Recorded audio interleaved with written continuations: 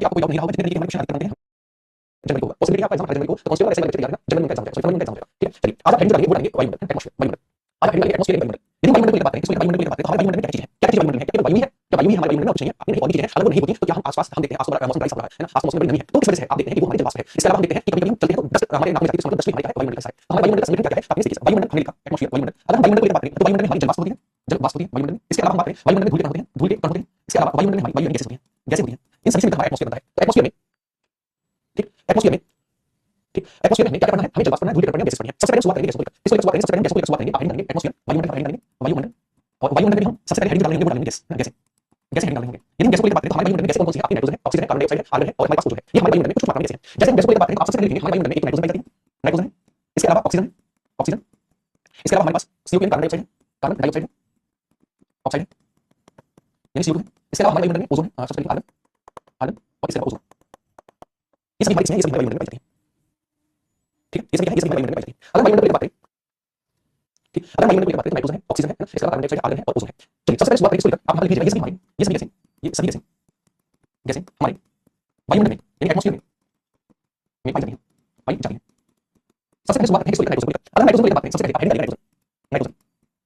देखिए सबसे पहली चीज नाइट्रोजन का परसेंटेज कितना है, नाइट्रोजन का परसेंटेज कितना है, आपके 1% लगभग हमारे वायुमंडल में नाइट्रोजन है। अब नाइट्रोजन को लेकर बात करें, नाइट्रोजन हमारी पृथ्वी से लगभग 130 किलोमीटर तक पाई जाती है, तो ये सबसे बड़ा भाग है इसमें। और ये हमारे एक बात समझिएगा, आपके कमरे में सबसे ज्यादा नाइट्रोजन गैस है, इसका मतलब सबसे ज्यादा आपको नाइट्रोजन गैस बनाई होगी, है ना। तो हमारे वायुमंडल में दबाव बनाने का काम करती है, वायुमंडल में दबाव बनाने का काम कौन सा गैस करती है, एटमॉस्फेयर प्रेशर बनाने का काम नाइट्रोजन करती है। तो सबसे ज्यादा है तो सबसे ज्यादा बनेगी। अच्छा हम चल रहे हैं तो हमारे को एक दाब लगता है, जिसे हम वायुमंडल की दाब कहते हैं, वायुमंडल की दाब किसको लगता है, गैस को लगता है। तो सबसे ज्यादा गैस कौन सी नाइट्रोजन है, तो इसका मतलब दबाव भी किसके द्वारा होगा, नाइट्रोजन के द्वारा होगा, है ना। तो एक बात समझिएगा 78% 130 किलोमीटर पाई जाती है। दूसरी चीज ये ठंडी गैस है, कैसी ठंडी गैस है, ये आग ना जलाने से करती है। आप अपने वायुमंडल में देखिएगा, अगर हमारे वायुमंडल में मान लीजिए नाइट्रोजन की मात्रा घटने लगी तो इसका मतलब है आग आसानी से लगने लगेगी, क्योंकि आग बुझाने का काम करती है नाइट्रोजन। ये कार्बन डाइऑक्साइड के साथ मिलकर आग बुझाने का काम करती है। अब देखो नाइट्रोजन ठंडी गैस है, ये आग नहीं लगने देती है, ठीक है, आग नहीं लगने देती है। इसके अलावा ये हमारे श्वसन में भाग नहीं लेती है, आपको पता होगा हम श्वसन में कितनी चीजें लेते हैं जो हमारे वायुमंडल में है, कौन सी गैस नॉर्मली सबसे ज्यादा परसेंटेज को लेकर बात करते हैं तो नाइट्रोजन को लेते हैं। इसके अलावा हम ऑक्सीजन को लेते हैं, इसके अलावा कार्बन डाइऑक्साइड को लेते हैं। लेकिन जितनी नाइट्रोजन लेते हैं उतनी छोड़ देते हैं, तो इसका मतलब ये हमारे श्वसन का भाग नहीं है। लेकिन हम इसे अंदर को लेते हैं, बाहर नहीं निकाल देते हैं, तो हमारे श्वसन का भाग नहीं है। तो सारी चीजें नाइट्रोजन को लेकर याद रखनी है। तो एक पॉइंट बना लीजिएगा, सबसे पहला पॉइंट यह हमारे वायुमंडल में, हमारे वायुमंडल में मंडल में 78.1% है, 78.1% पाई जाती है, पाई जाती है। दूसरा पॉइंट लिखेंगे आप, क्योंकि यह सभी गैसों में सबसे ज्यादा है तो सबसे ज्यादा दबाव बनाने का काम भी नाइट्रोजन करती है। आप देखेंगे क्योंकि है, क्योंकि है सभी गैसों में, सभी गैसों में सबसे ज्यादा है, सबसे ज्यादा है, इसीलिए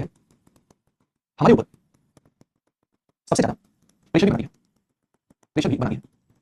इसके अलावा हम बात करें इसको लेकर, इसके अलावा नेक्स्ट याद रखेंगे यह आग बुझाने में सहायता करती है, आग बुझाने में सहायता करती है, करती है, यानी आग नहीं जलने देती है आसानी से। दो लास्ट पॉइंट लिखेंगे यह पृथ्वी तल से 128 किलोमीटर तक पाई जाती है, जाती है। इसके अलावा यह श्वसन में भाग नहीं लेती है, यह रेस्पिरेशन में भाग नहीं लेती है,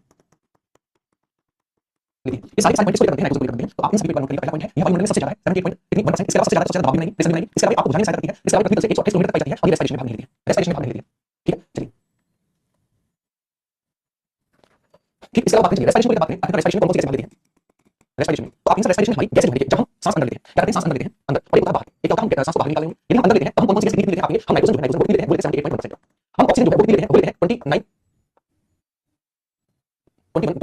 21.9%, इतनी हम ऑक्सीजन लेते हैं। इसके अलावा CO2 कितनी लेते हैं, आप 0.03% CO2 लेते हैं। अच्छा जब हम गैसों को बाहर निकालते हैं रेस्पिरेशन में तो हम बाहर निकालते हैं नाइट्रोजन को निकालते हैं 78.1% निकाल देते हैं बाहर, ठीक है। O2 को निकालते हैं, O2 को लगभग 16% निकाल देते हैं। वहीं हम बात करें CO2 को निकालते हैं लगभग 3 से 4% निकालते हैं, 3 से 4% निकालते हैं। तो इसका मतलब क्या हुआ, यहाँ से आप एक चीज क्लियर रखेंगे कि नाइट्रोजन जो है, कौन सी गैस नाइट्रोजन जो है वो हमारे रेस्पिरेशन में भाग नहीं ले रही है, जितनी हमने अंदर ली उतनी हमने बाहर निकाली, जितनी हमने अंदर ली उतनी हमने बाहर निकाली। तो सारी सारे पॉइंट आपको नाइट्रोजन को लेकर याद रखने हैं, नाइट्रोजन गैस को लेकर याद रखने हैं। लास्ट में रिवीजन करा रहा हूं, अच्छे से सुनिएगा। नाइट्रोजन को लेकर बात करें सबसे पहले सबसे ज्यादा पाई जाती है 78.1%, सबसे ज्यादा है, सबसे ज्यादा दबाव भी हमारे को लगानी होगी। तीसरा पॉइंट आग बुझाने में सहायता करती है, ना कि आग लगाने में। इसका मतलब नाइट्रोजन की परसेंटेज घटेगी तो आग आसानी से लग जाएगी। अगर मान लीजिए आपकी 20.9% नाइट्रोजन होती है आपके इसमें वायुमंडल में, तो ये बहुत कम हो जाती है, तो हम अगर अपने हाथ में घिसते हैं तो आग लगने की आसान रहती है, रीजन है क्योंकि नाइट्रोजन आग बुझाने में सहायता करती है, आग लगने नहीं देती है। अच्छा यदि हम बात करें पृथ्वी से कितने किलोमीटर तक, लगभग 128 किलोमीटर तक पाई जाती है और ये रेस्पिरेशन में भाग नहीं लेती है, जितनी गैस अंदर लेते हैं उतनी छोड़ देते हैं, तो आप नहीं छोड़ देते हैं। एक हाथ की चीज मतलब दिक्कत है, कमेंट करिए, बाकी इन सारी चीजों को नोट डाउन करिए तब हमारी बढ़ेगी। ये सारे क्वेश्चन में, ये सारे क्वेश्चन में याद रखें, है ना।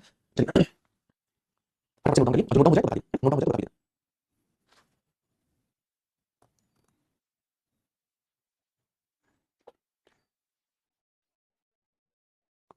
ठीक है, चलिए आगे क्यों बढ़े, आगे क्यों बढ़े, चलिए अपने नोट्स में एक बार देख लेते हैं हमें क्या चीजें याद रखनी है, क्योंकि उसी तरीके से आपके पास नोट्स पहुंचेंगे तो आपको ये सारी चीजें याद रखनी पड़ेंगी। 78.1% हमारे वायुमंडल में 128 किलोमीटर तक लगभग ये पाई जाती है, श्वसन की क्रिया में भाग नहीं लेती, जितनी हम अंदर लेते हैं उतनी बाहर निकाल देते हैं, है ना। इसके कारण वायु का महसूस होता है, सबसे ज्यादा है, सबसे ज्यादा वायु दाब भी लगा रही होगी, है ना। ये कार्बन डाइऑक्साइड के साथ मिलकर आग बुझाने में सहायता करती है, आग बुझाने में सहायता करती है, आग लगानी। ये सारे सारे पॉइंट आपको नाइट्रोजन को लेकर याद रखते हैं, ठीक है। आगे बढ़ते हैं, आगे हेडिंग डालिए, नेक्स्ट हेडिंग डालिए, क्या वो है हमारे पास ऑक्सीजन, हेडिंग डालिए ऑक्सीजन। देखिए अगर हम ऑक्सीजन को लेकर बात करें तो पहली चीज ऑक्सीजन को लेकर, ये जो ऑक्सीजन है हमारे वायुमंडल में कितनी है, आप कहेंगे 20.9% यानी 20.9% हमारे वायुमंडल में ऑक्सीजन। इसके अलावा आग जलाने में सहायता करती है, हम श्वसन करते हैं तो सबसे ज्यादा योगदान किसी गैस का है, तो हमारी ऑक्सीजन है, क्योंकि ऑक्सीजन खाली करती है जिससे हमें ऊर्जा मिलती है। आग जलाने में सहायता करती है क्योंकि ऑक्सीजन करती है। इसके अलावा हम याद रखेंगे अगर कहीं पर आग लगी है इसका मतलब ऑक्सीजन है, तभी पॉसिबिलिटी है वरना आग नहीं लगेगी, ठीक है। चलिए ये सारी चीजों को पढ़ेंगे फिर आगे बढ़ेंगे। सबसे पहला पॉइंट ये हमारे वायुमंडल में, ये हमारे वायुमंडल में 20.9% पाई जाती है, पाई जाती है, पहला पॉइंट। दूसरा यह आग लगाने में सहायता करती है, लगाने में सहायता करती है,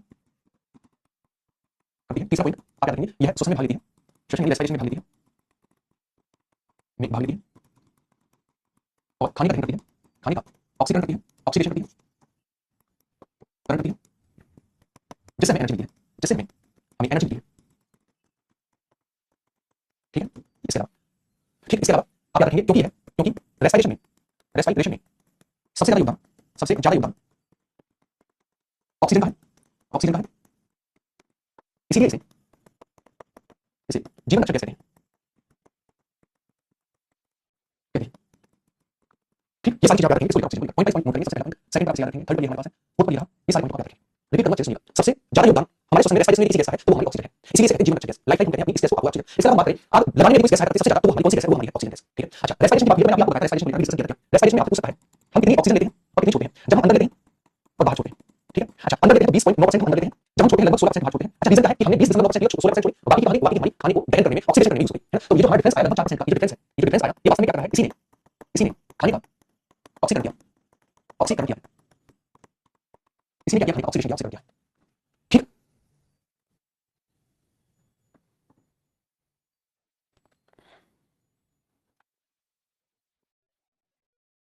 यहाँ तक चीजें आपको क्लियर होनी चाहिए। अब हमारे बढ़ेंगे, अगर यहाँ तक कोई दिक्कत है आपको तो मुझे बताइए, बनाना हमारी। ये हमें दो गैस कंप्लीट होती है, कौन कौन सी? वॉइस नहीं आ रही है, ऐसा कैसे हो सकता है? वॉइस नहीं आ रही भाई, क्यों परेशान करने की बोल रहे हो? सॉरी अपेक्षा, अगर मैंने हाथ आपको चीज कराई, मैं यूपी नहीं कराऊंगा। ये बताइए, ये बात होती है, कराऊंगा नहीं कराऊंगा, बताऊंगा नहीं कराऊंगा, और एक काम करूंगा फिर दूसरे के लिए सीधे बड़ी क्लास ले लूंगा। ठीक है, तो एक बार नोट आगे तो बढ़ेंगे।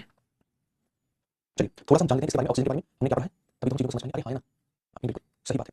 देखिए सबसे पहला पॉइंट हमने ये पढ़ा कि हमारे पास 20.9% होती है। अच्छा 64 किलोमीटर की हाइट पर याद रखेंगे, सबसे सबसे ज्यादा योगदान किसी गैस का है, ऑक्सीजन है। आग जलाने में सहायता करती है, जीवन रक्षक गैस, क्योंकि सबसे ज्यादा रेस्पिरेशन में भाग लेती है और हमारे भोजन करती है, ऑक्सीडेशन करती है, ऑक्सीजन करती है, तो एनर्जी मिलती है। तभी क्या एनर्जी मिलती है।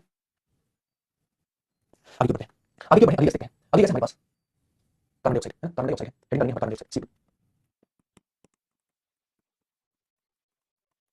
यानी CO। सबसे पहली चीज, सबसे पहले बात करें इसको लेकर, सबसे पहली बात करें CO को लेकर, तो आप याद रखनी है यह हमारी वायुमंडल में, ये है हमारी वायुमंडल में, वायुमंडल में कितने परसेंट है, 0.3% है। ठीक है, अच्छा इसके अलावा यह सबसे भारी गैस है, यह सबसे भारी गैस है, गैस है। इसके अलावा ये रेस्पिरेशन में भाग लेती है, यह रेस्पिरेशन में भाग लेती है, रेस्पिरेशन में भाग लेती है। इसके अलावा आप याद रखेंगे यह एक ग्रीन हाउस गैस है, एक ग्रीन हाउस गैस है। कैसी ग्रीन हाउस गैस? अच्छा ग्रीन हाउस गैस हमारी कौन कौन सी है? ठीक, ग्रीन हाउस गैस हमारी कौन कौन सी आप लिखेंगे? सबसे पहली चीज हमारी ग्रीन हाउस गैस में, तो आप यहां लिख लीजिए हाउस गैसेस। अभी ग्रीन हाउस इफेक्ट आपको पता है, लेकिन उसके लिए ग्रीन हाउस गैस आपको पता होनी चाहिए। यदि हम बात करें सबसे ज्यादा जलवाष्प, जलवाष्प, उसके बाद हम बात करें CH4 यानी मीथेन, इसके बाद बात करें CO2, इसके बाद हम बात करें CO2 नाइट्रोजन और CFC क्लोरोफ्लोरोकार्बन। ये सारी भारी गैसें हैं, ये सारी ग्रीन हाउस गैसें। अगर आपसे ग्रीन हाउस सबसे ज्यादा कौन सी है, तो ग्रीन हाउस गैस सबसे ज्यादा जलवाष्प है, जिसे हम पृथ्वी का कमल भी कहते हैं, पृथ्वी का कमल भी कहते हैं। ठीक है, अच्छा ग्रीन हाउस क्या है, एक चीज एक बात समझिएगा, हालांकि मैं आपको अलग से बता ग्रीन हाउस, लेकिन फिर भी अभी आगे इस चीज को समझिएगा। ग्रीन हाउस क्या है? देखिए ग्रीन हाउस मतलब है, ग्रीन मतलब कि हाउस पृथ्वी के लिए चीज बोली गई है। होता क्या है, सूर्य से हमारे पास बिजली आती है, सूर्य से हमारे पास गर्मी आती है, इसका अच्छा होता क्या है, ये तरंगें पृथ्वी पर आएंगी तो पृथ्वी कुछ चीज को सोख लेगी, कुछ चीज को सोख लेगी, एनर्जी को सोख लेगी, आपके और बाकी एनर्जी को एमिट करेगी, छोड़ेगी, बाकी एनर्जी को करेगी, छोड़ेगी। लेकिन होता क्या है, क्योंकि कार्बन डाइऑक्साइड भारी गैस है, भारी गैस होने के कारण ये पृथ्वी पर बैठ जाती है, ऊपर उड़ नहीं पाती, जैसे ऑक्सीजन हो गई, जैसे ऑक्सीजन हो गई, नाइट्रोजन हो गई, ये उड़ नहीं पाती। जैसे मैंने बाकी नाइट्रोजन 124 किलोमीटर तक जाती है, ऊपर उड़ रही है, 200 किलोमीटर ऑक्सीजन इसका मतलब ऊपर उड़ रही है, लेकिन जब ऊपर नहीं जाती है, ये पृथ्वी के चारों ओर एक बॉक्स बना लेती है, इस तरीके से बॉक्स बना लेती है पृथ्वी के चारों ओर। होगा क्या, जो पृथ्वी हीट को फेंक रही थी, मुझे जितनी जरूरत है, मुझे बताइए, मुझे शरीर को जितनी जरूरत है, हीट की मैंने रखी, बाकी मैंने छोड़ी। अच्छा जो मैं एक्स्ट्रा छोड़ रहा हूं, ये शरीर किसी बार रोक लिया, मेरे शरीर की हीट चाहिए, आपके पसीना आएगा, आएगा बिल्कुल आएगा, वही ग्रीन हाउस प्रभाव है। कैसे सूर्य की एनर्जी आई, पृथ्वी को जितनी जरूरत थी उसे एब्जॉर्ब कर ली, बाकी पृथ्वी ने छोड़ी, लेकिन छोड़ने के बाद हुआ क्या, हुआ ये कि जो हमारे पास क्या था, CO2 और ग्रीन हाउस गैस ने पावर बना लिया, ग्रीन हाउस गैस जो भारी होती है, रुक जाती है, पावर बना लिया, और इस फालतू की हीट को रोक दिया। अब फालतू की हीट को रोक दिया, इससे हुआ क्या, उससे हुआ पृथ्वी का ताप बढ़ गया, पृथ्वी का ताप बढ़ गया, ताप बढ़ने के कारण इसी को कहता है ग्रीन हाउस प्रभाव। ग्रीन हाउस प्रभाव कहता है, मेरी बात सुन, तुम्हें बिल्कुल समझ नहीं आ रहा है, भाई नहीं आई तो ज्यादा अच्छा है, 60,000 वैकेंसी है, 40 लाख बच्चे हैं, इतना समझाने के बाद भी समझ नहीं आ रहा है, तो सीधी सी बात है, 4 लाख से बच्चे बाहर निकल जाएंगे, सबको नौकरी मिल जाएगी। ये भी अच्छी बात है, नेचुरली के पास 6 साल बाद उसके लिए अभी जरूरत नहीं है पुलिस फोर्स में आपकी। चलिए यहाँ तक चीजें भैया, इस तरीके से हमारी हीट आई, जिसकी जरूरत है पृथ्वी ने रोकी, बाकी को छोड़ने की कोशिश की, इन्हें पार्थिव विकिरण, टेरिटोरियल विकिरण। ठीक है, अच्छा ये क्या है, जो छोड़ी वो थी पार्थिव विकिरण, और पार्थिव विकिरण को CO2 जलवाष्प नाइट्रोजन इन सारी गैसों ने रोक दिया, और इससे पृथ्वी का टेंपरेचर बढ़ गया। टेंपरेचर क्या है, टेंपरेचर बढ़ गया, बढ़ गया, ये हमारा ग्रीन हाउस प्रभाव, ग्रीन हाउस इफेक्ट कहलाता है, ग्रीन हाउस इफेक्ट कहलाता है, और इसमें जो गैस भाग लेती है वो ग्रीन हाउस गैस है।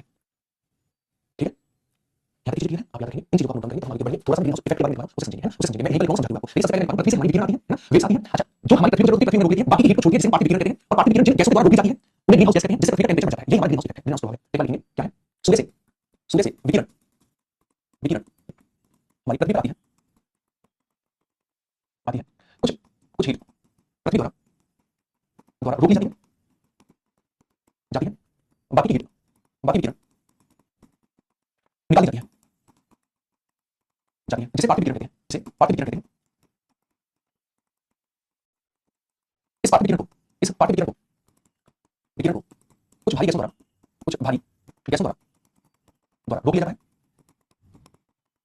जाता है, जिससे पृथ्वी का टेम्परेचर बढ़ जाता है, जिससे पृथ्वी का टेम्परेचर बढ़ जाता है।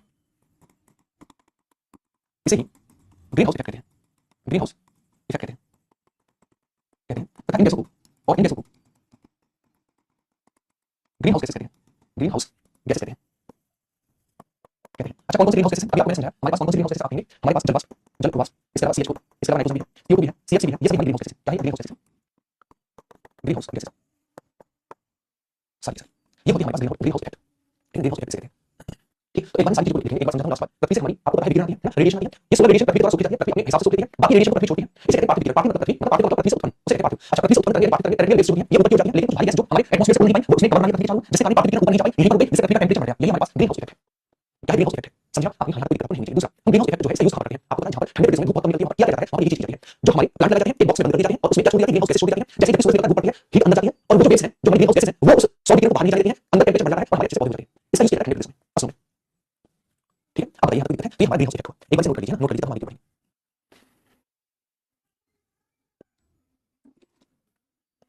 ठीक है, यहाँ तक चीजें क्लियर है। तो मैं यहाँ पर ये बात कर रहा था, इसको हम बात कर रहे थे कार्बन डाइऑक्साइड की। हमने क्या कहा था कार्बन डाइऑक्साइड में? एक तो हमारी वायुमंडल में 0.03% है, ये सबसे ज्यादा भारी गैस है, इसलिए नीचे बैठ जाती है और ग्रीन हाउस इफेक्ट कराने में मदद करती है। इसका अलावा ये रेस्पिरेशन में भाग लेती है और ये ग्रीन हाउस गैस है, ग्रीन हाउस गैस है। अच्छा, ये भी पूछ सकता है रेस्पिरेशन में कितनी हम अंदर लेते हैं, कितनी बाहर लेते हैं? कभी ये भी पूछ सकता है। तो रेस्पिरेशन में मैंने आपको बताया हम अंदर कितनी लेते हैं, अपने अंदर लेते हैं 0.03% और ये बाहर अंदर बात करें 0.03% लेते हैं और 3 से 4% हम बाहर छोड़ते हैं। तो आपको क्वेश्चन होना चाहिए 3 से 4% कैसे हो गई 0.03% से? क्या हमारे अंदर ऑक्सीजन कार्बन डाइऑक्साइड बन रही है? नहीं बन रही है। जैसे आपको कार्बन डाइऑक्साइड नहीं बन रही है, तो खाना बनाते हैं तो खाना जलता है, जलने के बाद कार्बन डाइऑक्साइड निकलती है, उसी तरीके से हमारे अंदर ऑक्सीजन जाती है, खाने का दहन करती है, खाने को जलाती है, तो वहां से ऑक्सीजन कार्बन डाइऑक्साइड मिलेगी, तो कार्बन डाइऑक्साइड एक्स्ट्रा छोड़ते हैं खाने के ऑक्सीडेशन के बाद, मुझे ऑक्सीजन करने के बाद। तो हम लेते हैं 0.03% है, जो हमारे साथ ऑक्सीजन जाती है वो खाने का दहन करती है, खाने के दहन से कार्बन डाइऑक्साइड बनती है, तो कार्बन डाइऑक्साइड एक्स्ट्रा बाहर छोड़ते हैं। हाँ, इसका कंप्लीशन भेज देते हैं। तो एक बार से नोट कर लीजिए फटाफट। हाँ, मैं डिलीट कर दूंगा बिल्कुल, उससे पहले हो जाएगा, हो सकता है उसके 15-20 दिन प्रैक्टिस करें अच्छे से। चलिए बढ़िया, आगे निकलिए। अभी दो हेडिंग डालिएगा, एक हमारे पास ऑर्गन है और एक हमारे पास ओजोन है। आगे ओजोन सबसे पहले ऑर्गन। ठीक है, अगर कार्बन की बात करें इसका परसेंटेज कितना है तो आप कहेंगे ये हमारे वायुमंडल में, ये हमारे वायुमंडल में कितनी है? 0.03% है और 0.94% है। ठीक है, अच्छा ये कैसी गैस है? कोई बताएगा कैसी गैस है? अब ये गैस है, आप कहेंगे यह एकमात्र ऐसी गैस है, यह एकमात्र अब ये गैस है, गैस है जो हमारे वायुमंडल में पाई जाती है, जो हमारे वायुमंडल में पाई जाती है,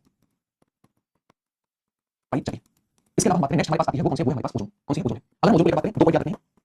सबसे पहला ये हमारे वायुमंडल में कितनी है? आप कहेंगे ये हमारे वायुमंडल में, ये है हमारे वायुमंडल में 0.00001% है बस। इसका यूज क्या है? ये है पराबैंगनी किरणों को, पराबैंगनी किरणों को, अल्ट्रावायलेट रेज को हमारी रक्षा करती है, रक्षा करती है। ठीक है, इसलिए कहाँ पाई जाती है? समताप मंडल में, मंडल में ओजोन लेयर पाई जाती है, लेयर पाई जाती है। ठीक है, ये सारी चीजें आपको याद रखनी है। 5 चीजें हैं, ये सारी चीजें आप याद रखेंगे, आपके हाँ याद रखेंगे तो फटाफट से इन सारी चीजों को नोट डाउन करिए। तो ये हमारी गैसेस कंप्लीट है, गैसों को लेकर आपको कंप्लीट डिस्कशन याद रखना है जो अभी हमने पढ़ा है, जो अभी हमने पढ़ा है। ये सारी चीजें आपको गैसों को लेकर याद रखनी है। यदि हम बात करें 2 पॉइंट आपको गैसों में याद रखने थे, ओजोन 0.94% है, सॉरी आर्गन 0.94% है, ओजोन की बात करें 0.00001% है और ये हमारी पराबैंगनी किरणों से रक्षा करती है, उसको लेती है और इसकी लेयर पाई जाती है समताप मंडल में, ट्रोपोस्फीयर में इसकी लेयर पाई जाती है। ठीक है, चलिए जिसके मोबाइल डॉक्यूमेंट आते हैं, इसमें डॉक्यूमेंट अभी हम करेंगे। तो यहाँ कोई दिक्कत समस्या रही हो तो मुझे बताइए, वरना तो हम जो हमने पढ़ा है ये हमारी गैसेस कंप्लीट होती है। गैसों में जो हमारे पास है हम ये तो पढ़ेंगे, अब एक्स्ट्रा पढ़ेंगे, अभी बचा है। अच्छा स्वीकृति, ये कमेंट आज कहाँ से आ रही है? 5 स्टार वाली समझ नहीं आता, 5 कमेंट देख लेंगे एक दूसरे के, मुझे लगा कमेंट आपको दिखेंगे। ठीक, अच्छा अब देखिए हमने क्या हेडिंग डाला था, ऐसा ही कमेंट दिखेंगे आपको। हमने क्या हेडिंग डाली थी? हमारे वायुमंडल में क्या है? तो आपके पास हमारे वायुमंडल में 3 चीजें थी। क्या थी? आपके पास सबसे पहले हमारे पास थी जल वाष्प, सेकंड कौन सी थी? धूल की क्रांति और थर्ड कौन सी थी? गैस थी। हमने गैस को कर लिया, कंप्लीट कर लिया। अब हम किसकी ओर बढ़ेंगे? अब हम किसकी ओर बढ़ेंगे? जल वाष्प की ओर। ठीक, जल वाष्प की ओर बढ़ेंगे, हेडिंग डालेंगे जल वाष्प, हेडिंग डालेंगे जल वाष्प। देखिए जल वाष्प को लेकर बात करें, सबसे पहली चीज जल की वाष्प बनना है ना। ठीक, जल की वाष्प बनना। अच्छा अच्छा, मैं जल्दी कह रहा था कि ऐसा कैसे कह रहा है? जल की वाष्प बनना, जल की वाष्प बनने का मतलब होता है यदि कोई हमारे पास क्या है, यदि हमारे पास गर्मी है तो जल हमारा कैसा होगा? गर्म होगा और गर्म होने के बाद वो ऊपर की ओर उठेगा, वाष्प बनकर, तो सीधे वहीं पर तो हमारा जल वाष्प बनेगा, है ना आपके? तो आप एक चीज समझेंगे, मान लीजिए गोल हमारी पृथ्वी है, हमारी क्या है? ये गोल हमारी पृथ्वी है, ये गोल। अगर हम इसको लेकर बात करें, यहाँ हमारी क्या है? भूमध्य रेखा है, इक्वेटर है, यहाँ हमारी टॉपिक ऑफ कैंसर नहीं है और नीचे हमारी टॉपिक ऑफ कैप्रिकॉर्न नहीं, हमारी क्या है? आपको पता है सूर्य जो है लगातार मकर रेखा के ऊपर चमकता है और यदि हम सबसे ज्यादा बात करें तो भूमध्य रेखा चमकता है। इसके अलावा हम बात करें हमारे पास क्या है? पोल है, ये क्या है? पोल, ये नॉर्थ पोल और ये साउथ पोल, ये नॉर्थ है और ये साउथ पोल। मुझे एक बात बताइए, नॉर्थ पोल और साउथ पोल पर बर्फ जमी रहती है, वहां पर कभी आपने वास्तव देखी होगी? नहीं देखी होगी, लेकिन इस बार हिस्से में लगातार सूर्य किरणें पड़ती हैं, तो आपसे पूछे सबसे ज्यादा जल कहां पर रहती है? तो हमारे रेखा और मकर रेखा का क्षेत्र है, भूमध्य रेखा और मकर रेखा के बीच में सर्वाधिक जल वाष्प रहती है। इसके अलावा सबसे ज्यादा मुझे किस पर है? भूमध्य रेखा, भूमध्य रेखा हमेशा सूर्य लगातार चमकता है।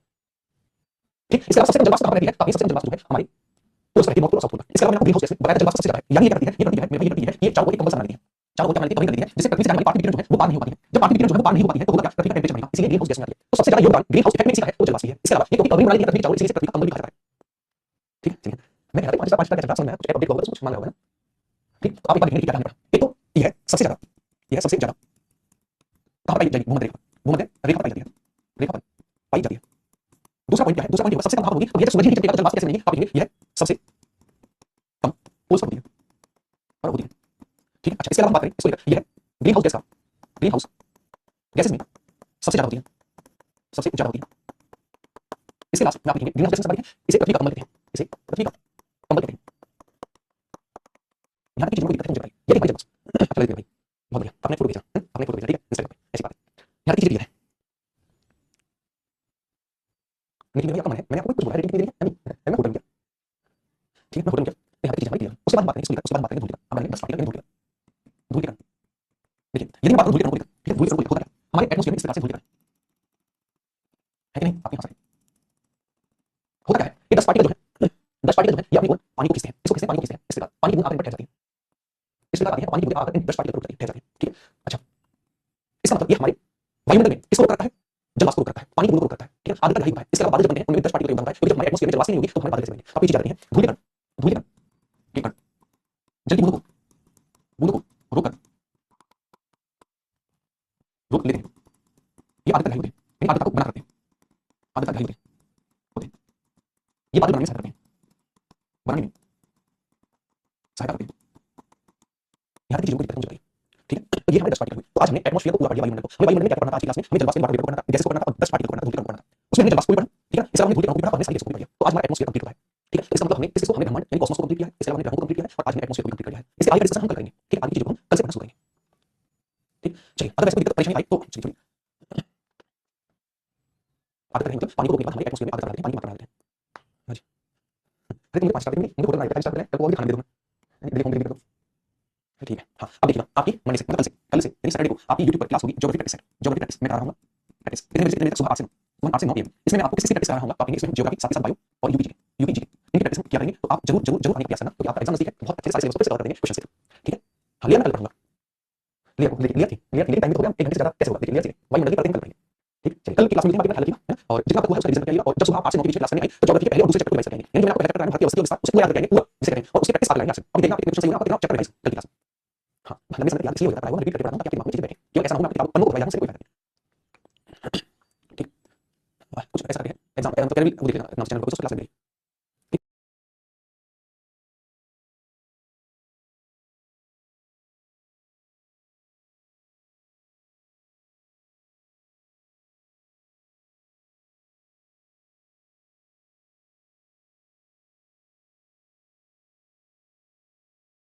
लेकिन मतलब सैटरडे क्लास संडे क्लास क्या चीजें कवर, ठीक है। तो कृष्ण और आसिफ राजीव अनिल सभी को भाई हाँ कंप्लीट कर लिया, कंप्लीट कर ली हो पाएगी, कुछ छोड़ नहीं सकते दिल्ली में क्लास चल रही होगी, बात देखिएगा मस्त क्लियर अच्छा जो आपने क्लास की सारी क्वेश्चन की गुड मॉर्निंग, ठीक है। अगर हम बात करें आज की क्लास को लेकर, लास्ट टाइम हम कहा करते हैं, एक बार मुझे बताइएगा लास्ट टाइम हम कहा चल रहे थे, तो आप एक चीज याद रखिए, लास्ट टाइम हम वनस्पतियों के बात कर रहे थे, सूर्य वनस्पतियों के बात कर रहे थे, आज थोड़ा ज्यादा रहेगा कंटेंट, हो सकता है आप रिवीजन पर कौन करने की तैयारी बता बस, ठीक है। तो हमने 3 कंप्लीट किया, हमने 2 प्रकार के पढ़ा, सवाल और इसके अलावा पर्णपाती, अब हमारी बारी मछली को पढ़ने की, पर्वतीय को पढ़ने की और मैक्रो को पढ़ने की, ठीक है। चलिए यदि हमारी क्लास को लेकर बात करें, आप हेडिंग डालेंगे क्या, देखिए हमारे कौन कौन से सवाल सदा भागवन, इसके अलावा हमने पर्णपातियों के बारे में पढ़ा, पर्णपातियों, इसके अलावा हमने किसको पढ़ा था, मरुस्थलीवन, मरुस्थलीवन, ठीक है,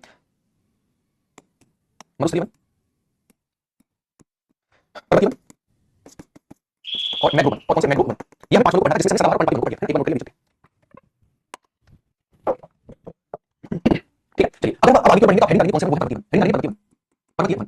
अगर हम बात करें इसको लेकर पर्वतीवन, मरुस्थलीवन, मरुस्थलीवन, अगर हम बात करें मरुस्थलीवन को लेकर जहां पर 22 50 सेंटीमीटर उससे कम होती है वहां मरुस्थलीवन होते हैं। मरुस्थलीवन जैसे नाम से स्पष्ट है, मरा हुआ स्थल, मरा हुआ स्थल यानी जहां पर मरा हुआ स्थल हो, यानी जहां पर पेड़ पौधे उगने में सक्षम ना हो। आप मुझे बात बताइए, जहां पर 50 सेंटीमीटर उससे कम बारिश हो रही है तो उसको सोचिए वहां कैसे बन जाएंगे, है ना। यहां पर कई झाड़ियां होती हैं, कीकड़, बेल, ये सारी चीजें होती हैं, वहां पर मरुस्थलीवन होंगे। तो आप एक पॉइंट लिखेंगे मरुस्थलीवन को लेकर, आप लिखेंगे जहां जहां 50 सेंटीमीटर या उससे कम वर्षा होती है वहां वहां मरुस्थलीवन पाई जाती है, मरुस्थलीवन पाई जाती है जाती है। अब मुझे सिंपल सी चीज बताइएगा, मान लीजिए मैंने एक पत्ती ली, एक पत्ती, सिंपल सी चीज बताइएगा, ये पत्ती है, ठीक है। अब इस पर क्या होगा, अब इस पर सूर्य प्रकाश पड़ना शुरू होगा, मान लीजिए इसका सूर्य प्रकाश पड़ना शुरू हुआ, अब ये इतना अच्छा सूर्य प्रकाश इस पर ज्यादा पड़ रहा होगा, हां तो ये क्या करते हैं, अब ये यहाँ पहले से बारिश नहीं हुई है, ऊपर से इस क्षेत्र में गर्मी होती है, बहुत ज्यादा गर्मी आपको मरुस्थल पर गर्मी दिखता है, क्योंकि भारत में गर्म मरुस्थल है, जो भारत का मरुस्थल गर्म मरुस्थल है, राजस्थान तो यहाँ पे गर्मी ज्यादा है, ऊपर से पानी नहीं है, तो पेड़ पौधे करेंगे, तो पेड़ पौधे जो अपनी ये पत्तियां थी इन्हें बंद कर देंगे और इन्हें बंद करके नुकीला बना लेंगे, यानी इन पत्तियों का रूपांतरण करेंगे इसमें पार्ट में। तो कभी पूछा जाता है मरुस्थल में पाई जाने वाली पत्तियां किसका रूपांतरण है, तो आंसर होगा पत्तियों का रूपांतरण है, क्या है पत्तियों का रूपांतरण है, तो ये वास्तव में किसका रूपांतरण है, पत्तियों का रूपांतरण है, ये लीफ थी ये कांटों में कन्वर्ट हुई, इसके लिए पानी की कमी को बचाने के लिए, पानी की कमी ना हो, क्योंकि यहाँ पहले से गर्मी है, बारिश है नहीं, तो पानी की कमी होगी, इसलिए इन्होंने अपने पत्तों को कन्वर्ट कर लिया, कांटों में कन्वर्ट कर लिया। एक पॉइंट बना लिखेंगे मरुस्थलीवन, मरुस्थलीवन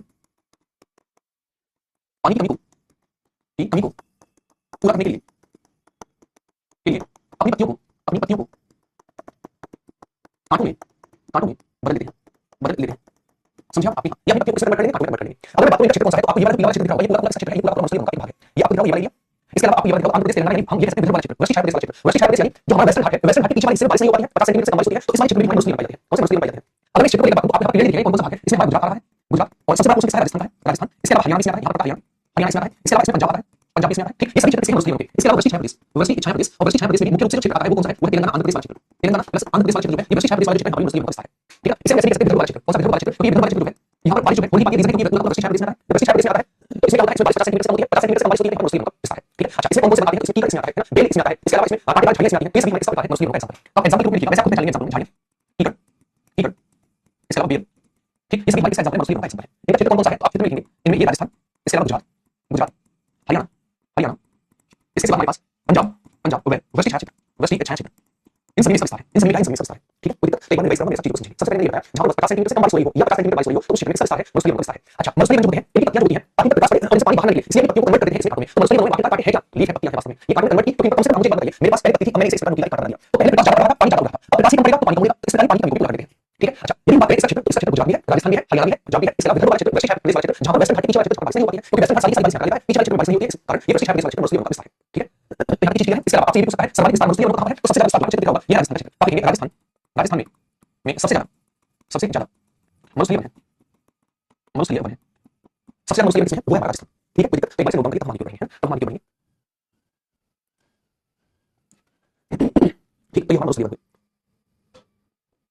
महीने पे कॉल करना, कॉल प्राप्त हो जाए। अच्छा जी प्लीज जी आज के हैं एक हमारे के साथ एक बार से नोट डाउन करिए, तो हमारी क्यों बनेंगे, आप जो बच्चे कांस्टेबल तैयारी कर रहे हैं, मैं आज उनसे कहना चाहूंगा 60,000 यूपी कांस्टेबल के बच्चे जाओगे, क्योंकि वो हर जो कांस्टेबल तैयारी कर रहा है वो जीडी में होगा, सीजीएम होगा, सीएसएस में होगा, एमपीएस में होगा, तो मैं आपसे सिंपल सी बात कहना चाहूंगा, इससे बड़ा मौका शायद आने वाले 6 से 7 साल में आपको ना मिले, हाँ उसमें से लेकर आप अगर फिनिश करें, ठीक है, इसी बैच से रहेंगे चीजों को, है ना, तो ये कहना जो मैंने पढ़ा है उसे बहुत अच्छे से पढ़ के चलना, ठीक है, बहुत अच्छे से पढ़ के चलना, कोई दिक्कत नहीं चाहिए, याद रखो सभी चीजों को। अब ये बढ़ते हैं आगे, नेक्स्ट हमारे पास आते हैं मैग्रोवन, मैग्रोवन, मैग्रोवन को एक खास बात है, मैग्रोवन कहां पाए जाते हैं, सबसे पहले ये खाली पानी में पाए जाते हैं, तो मुझे कोई बताएगा भारत में कहां खारा पानी है, आप इसे एक दिमाग लगाएंगे, हम सीधी बात ये कहेंगे कि हमारा खारा पानी जो है वो समुद्र तक का है, तो सीधी बात मैग्रोवन कहां पाए जाएंगे, वो समुद्र तक पाए जाएंगे, कहां समुद्र तक पाए जाएंगे, पहला पॉइंट, क्योंकि मैग्रोवन खाली पानी में पाए जाते हैं, अब खाली पानी का बहुत बड़ा क्षेत्र कहां पर है, तो आपने वो बहुत बड़ा क्षेत्र हमारा समुद्र तक है, तो मैग्रोवन का विस्तार समुद्र तक है। दूसरा मैग्रोवन जो होते हैं इस प्रकार के गुच्छे रूप में होते हैं, इस प्रकार के गुच्छे रूप में होते हैं, अब होता क्या है चीजों को समझिए, ये है मैग्रोवन। अब होगा जैसे ही पानी का एक भाव आएगा, क्या पानी का भाव आएगा, तो पानी के भाव को नहीं सोचेंगे, यहाँ से पानी गिरेगा, यहाँ से जाएगा, यहाँ से जाएगा, यहाँ से जाएगा, यहाँ से तो पानी की गति जो है उसको बहुत धीमा कर देगी, ठीक है। तो पीसीआर में क्वेश्चन पूछा गया था ऐसे कौन से हैं जो सुनामी से बचाते हैं, सुनामी से बचाने वाले कौन से हैं, तो मैग्रोवन है। रीजन क्या है, ये गुच्छे रूप में तरीके से होते हैं, झाड़ियों की तरफ से होते हैं, जैसे ही समुद्र से आगे लहरें आती है, सुनामी आती है, उनको सोख लेकर उनकी गति को कम कर देते हैं और पीछे वाले क्षेत्र को सुनामी से बचा देते हैं। ये कौन से बने, ये है मैग्रोवन, ठीक है, मैग्रोवन है। भारत में मैग्रोवन का विस्तार समुद्र तक है। अगर मैं ये कहूं मैग्रोवन सबसे ज्यादा कहां है, तो गंगा ब्रह्मपुत्र नदी के डेल्टा के पास सबसे ज्यादा मैग्रोवन है, जैसे सुंदरबन का डेल्टा है, जहां सुंदरी कच्छ पाया जाता है, और सुंदरी कच्छ जो है सुंदरी है कैसे भी ना है, ये दोनों मैग्रोवन का एग्जांपल है। आपको पता होगा सुंदरबन के डेल्टा में सर्वाधिक सुंदरी कच्छ पाए जाते हैं, इसलिए सुंदरबन का डेल्टा, सुंदरबन का डेल्टा किससे बना हुआ है, मैग्रोवन से बना हुआ है। अगर आप सोचें मैग्रोवन सर्वाधिक विस्तार क्षेत्र में है तो गंगा ब्रह्मपुत्र का डेल्टा है, ठीक है, गंगा ब्रह्मपुत्र का डेल्टा सबसे ज्यादा मैग्रोवन है। तो एक बार सारी चीजों को नोट करेंगे। सबसे पहला पॉइंट मैग्रोवन कहां पाए जाते हैं, मैग्रोवन खाली पानी में पाए जाते हैं, खाली पानी में पाए जाते हैं, पहला पॉइंट। दूसरा पॉइंट क्या होगा, दूसरा पॉइंट ये है समुद्र तक पाए जाते हैं, तट पर पाए जाते हैं। तीसरा पॉइंट ये है सुनामी से बचाते हैं। चौथा पॉइंट ये है सर्वाधिक, ये सबसे ज्यादा गंगा ब्रह्मपुत्र डेल्टा पाए जाते हैं, डेल्टा के पास पाए जाते हैं, पाए जाते हैं। इसके अलावा इसके एग्जांपल कौन से हैं, आप देखिए इसके एग्जांपल है सुंदरी, कैसुलिना, इसके एग्जांपल है। एक पॉइंट बना लिखेंगे क्योंकि गंगा ब्रह्मपुत्र के डेल्टा में सर्वाधिक सुंदरी कच्छ पाए जाते हैं, इसलिए गंगा ब्रह्मपुत्र नदी के डेल्टा सुंदरबन के डेल्टा के नाम से जाना जाता है। आप यहाँ पर पॉइंट बना लिखेंगे क्योंकि गंगा ब्रह्मपुत्र नदी के डेल्टा में सबसे ज्यादा मैग्रोवन सुंदरी पाए जाते हैं, इसीलिए इसका नाम सुंदरबन का डेल्टा है, सुंदरबन का डेल्टा है। क्या नाम है, सुंदरबन का डेल्टा का नाम है। यहाँ चीजें क्लियर है, तो मुझे बताएंगे वेस्ट बंगाल क्षेत्र में आंध्र प्रदेश के तट पर है, तमिलनाडु के तट पर है, हर जगह लक्ष्य कौन से मैग्रोवन है। ऐसा नहीं पर्टिकुलर जगह हम ले सकते हैं वेस्ट बंगाल के पास बांग्लादेश के पास सवाल है, क्योंकि ये हमारा गंगा ब्रह्मपुत्र का डेल्टा है, लेकिन केवल यहीं पर समुद्र के अलग अलग हिस्सों में बोलते हैं, ठीक है, समुद्र पर। ये सारे पॉइंट आप याद रखेंगे, इन सारे पॉइंट को एक बार नोट करेंगे, मैं आपको 1 मिनट रिवाइज करूंगा, आप रिवाइज करेंगे और उसके बाद हम आगे बढ़ेंगे। इन सारे पॉइंट को फटाफट से नोट करें, ठीक, तो रिवाइज करिए। सुंदरबन मैग्रोवन खाली पानी में पाए जाते हैं, इसीलिए समुद्र के तट के पास पाए जाते हैं, क्योंकि झाड़ियों के रूप में तरीके से उलझे हुए होते हैं, जहां पर सुंदरी और कैसुलिना है, इस बात गंगा ब्रह्मपुत्र के डेल्टा में पाए जाते हैं, और इस सारे बच्चे का नाम सुंदरी, इसीलिए सुंदरबन का डेल्टा जो सुंदरी कच्छ नाम का है गंगा ब्रह्मपुत्र। वैसे नोट डाउन करिए, आगे बढ़ेंगे।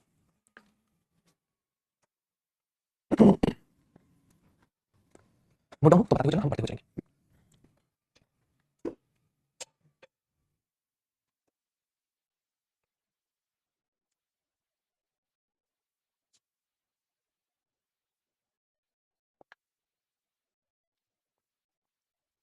आगे आगे पर्वतीय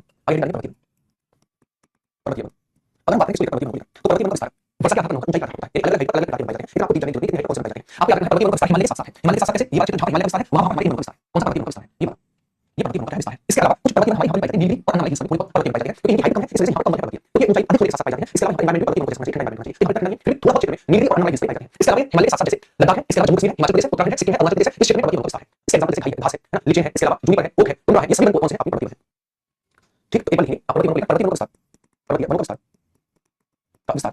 ऊंचाई के साथ साथ होता है,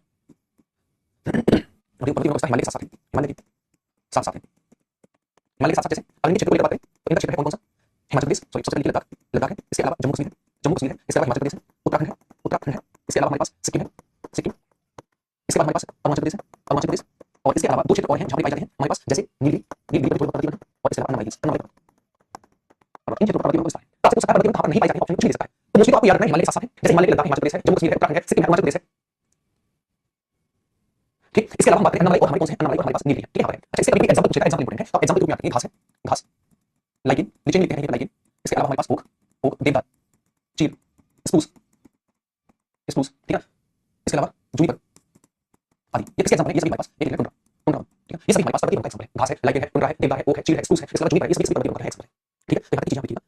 सब 12 क्लास पूरी हुई है, आप देख सकते हैं। अच्छा 12 क्लास पूरी हुई है, 12 क्लास पूरी इसकी हुई है। एक बार समझिए, जो मैंने आपको बताया, देखिए मोस्टली वनों को लेकर जो है मुझे रखना है एग्जांपल, पहले से समझिएगा। पर्वतीय वनों का विस्तार हिमालय के साथ साथ नीलगिरी और अन्नमलाई हिल्स है, ये ऊंचाई के साथ अलग-अलग पाए जाते हैं। इसके एग्जांपल सबसे इंपॉर्टेंट है घास, लाइकेन, ओक, टुंड्रा, देवदार, चीड़, स्प्रूस और जूनिपर है। ठीक है, और क्षेत्र कौन सा है? लद्दाख है, जम्मू कश्मीर है, हिमाचल प्रदेश है, उत्तराखंड है, सिक्किम है, अरुणाचल प्रदेश है, और नीलगिरी और अन्नमलाई हिल्स इसके क्षेत्र है।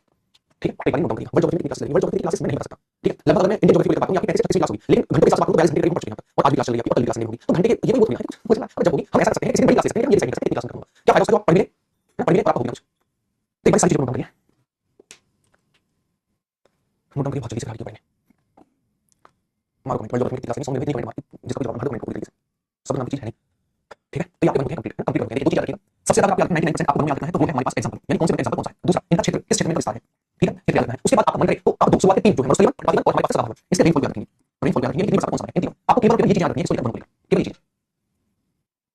ठीक, तो एक बार से नोट करिए। अब आगे अगला चैप्टर हम हेडिंग करेंगे और अगला चैप्टर की शुरुआत कहां से करेंगे, यहां तक हमारी चीजें हो चुकी हैं। आइए आगे बढ़ते हैं और चीजों को समझते हैं। अब आपका फैक्चुअल वाला क्वेश्चन पता चला है, फैक्चुअल चीजें पूछी जाती हैं, उनको लेकर हम बात करेंगे। ठीक है, अब हेडिंग करेंगे आप मेरे साथ जैवमंडल आर्कटिक क्षेत्र। कौन सा जैवमंडल आर्कटिक क्षेत्र, यानी बायोस्फीयर रिजर्व। हम तीन चीजों को पढ़ेंगे, बायोस्फीयर रिजर्व, वेटलैंड और नेशनल पार्क। तीनों के एग्जाम में क्वेश्चन पूछे जाते हैं, इनको लेकर फैक्चुअल चीजें हैं। दूसरा, ये हमारे वेटलैंड, पर्टिकुलर वेटलैंड कहां है, पर्टिकुलर नेशनल पार्क कहां है, पर्टिकुलर बायोस्फीयर रिजर्व कहां है, ये तीन तरीके के क्वेश्चन पूछे जाते हैं। तो इसमें हम करेंगे, चलिए एक बार से हेडिंग करेंगे, फिर बढ़ते हैं। देखिए यदि हम बात करें इसको लेकर,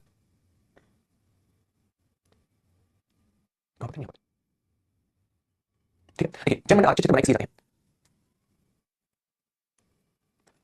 जैवमंडल आर्कटिक क्षेत्र जो है हाल का बहुत मान लीजिए क्षेत्र है जहां हमें ऐसा लग रहा है कि जैव विविधता अच्छी खासी है, यहाँ पर जीव जंतु पेड़ पौधे बहुत अच्छी खासी मात्रा में है। तो हम क्या करते हैं, उस क्षेत्र को आरक्षित करते हैं। आरक्षित मतलब उसका आरक्षण हो गया, जैसे आप सीधे आरक्षण जानते हैं, इतनी सी महिलाओं के लिए, इतनी ऐसी ऐसी ओबीसी ये आरक्षण मिला है ना, उसमें किसी और करते हैं। आप उसी तरीके से जहां जैव विविधता का संरक्षण करना हो, जीव जंतु पेड़ पौधे का संरक्षण करना हो, उन्हें आरक्षित करने के क्षेत्र में नहीं कहा जाता है जैवमंडल आरक्षित क्षेत्र। ठीक है, जिसमें वनस्पति जीव जंतु वगैरह सब आते हैं। ठीक, तो आप याद रखेंगे ऐसे स्थलीय क्षेत्र के स्थल पर भी हो सकते हैं, पत्थर पर भी हो सकते हैं, यानी हमारे लैंड पर भी हो सकते हैं, स्थल पर भी हो सकते हैं, तटवाली क्षेत्र भी हो सकते हैं, जो जैव विविधता के संरक्षण एवं उनके सतत उपयोग के बढ़ावा देते हैं, जैवमंडल आरक्षित क्षेत्र कहलाते हैं। ठीक है, यानी अगर मान लीजिए आपके पास अमरूद के पेड़ है, आपको लगा ये तो खत्म हो जाएगा आने वाले समय में और कुछ बचेगा नहीं, तो हम क्या करेंगे, अमरूद के पेड़ को संरक्षित करना शुरू करेंगे, उन्हें विशेष क्षेत्र में आरक्षित करेंगे, ना उनकी कटाई होगी, उनका ज्यादा से ज्यादा प्रोडक्शन करने की कोशिश करेंगे ताकि इनका विकास हो सके, और सतत उपयोग हो सके, उसके लिए जैवमंडल आरक्षित क्षेत्र बनाया जाता है। ठीक, तो आप एक बार लिखिए जैवमंडल आरक्षित क्षेत्र होते हैं ऐसे स्थलीय क्षेत्र जहां जैव विविधता का संरक्षण किया जाए, उनका सतत उपयोग बढ़ावा किया जाए, वो हमारे जैवमंडल आरक्षित क्षेत्र कहलाते हैं। यदि मैं बात करूं एक सम्मेलन होता है, अशोक ने तुम बताओ चलिए प्रॉब्लम नहीं होगी, समस्या नहीं हो सकती, समस्या बताओ, समस्या क्या है, बताओ समस्या क्या है।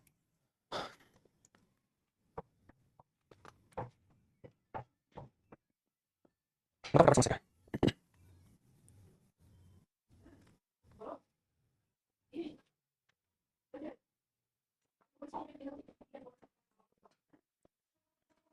इस बार इसमें नौकरी लेना आसान है, जीडी में ये समस्या थी, समझ रहे हो।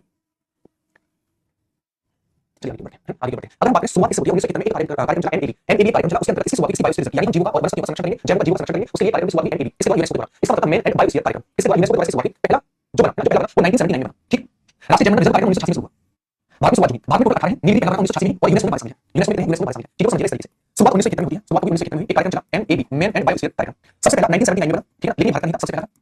ठीक, अच्छा यदि हम बात करें उसके बाद भारत में कार्यक्रम चला 1986 में। ठीक, 1986 में कार्यक्रम चला राष्ट्रीय जैवमंडल रिजर्व कार्यक्रम। ठीक, 1986 में चला राष्ट्रीय जैवमंडल रिजर्व कार्यक्रम, रिजर्व कार्यक्रम की शुरुआत 1986 में। इसी कार्यक्रम के दौरान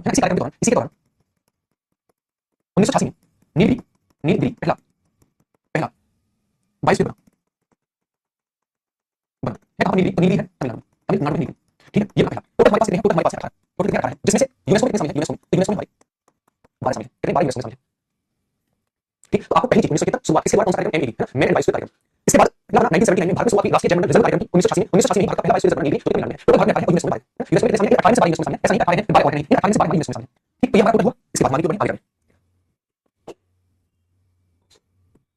चलिए आगे बढ़ते हैं। एक बायोस्फीयर रिजर्व के 3 पोर्शन होते हैं, इसके बायोस्फीयर रिजर्व के 3 पोर्शन होते हैं,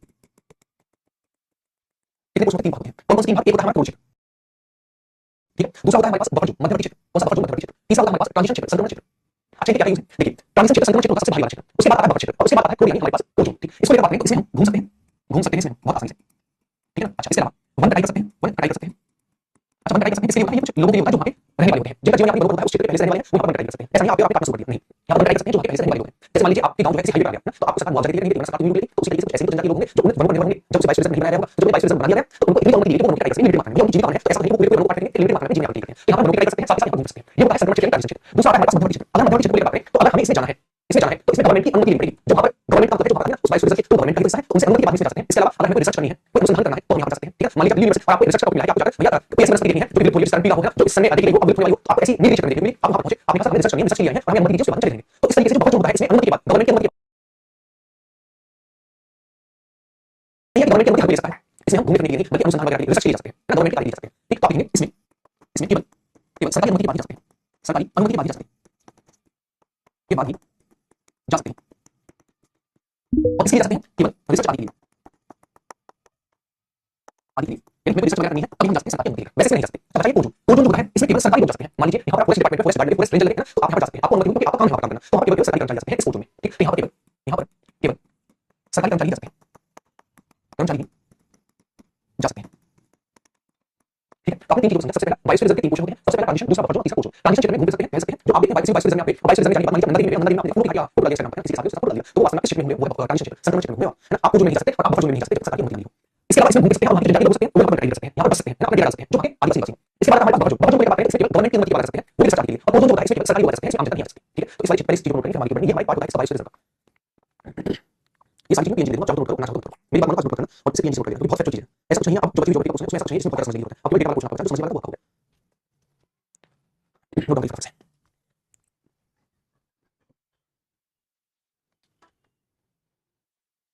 चलिए आगे बढ़ते हैं, आगे बढ़ें। अब हम थोड़ा सा जानते हैं हमारे पास कौन कौन से बायोस्फीयर हैं राज्य हैं। सबसे पहले हम शुरुआत करते हैं ऊपर से, मतलब पढ़ने के ऊपर से।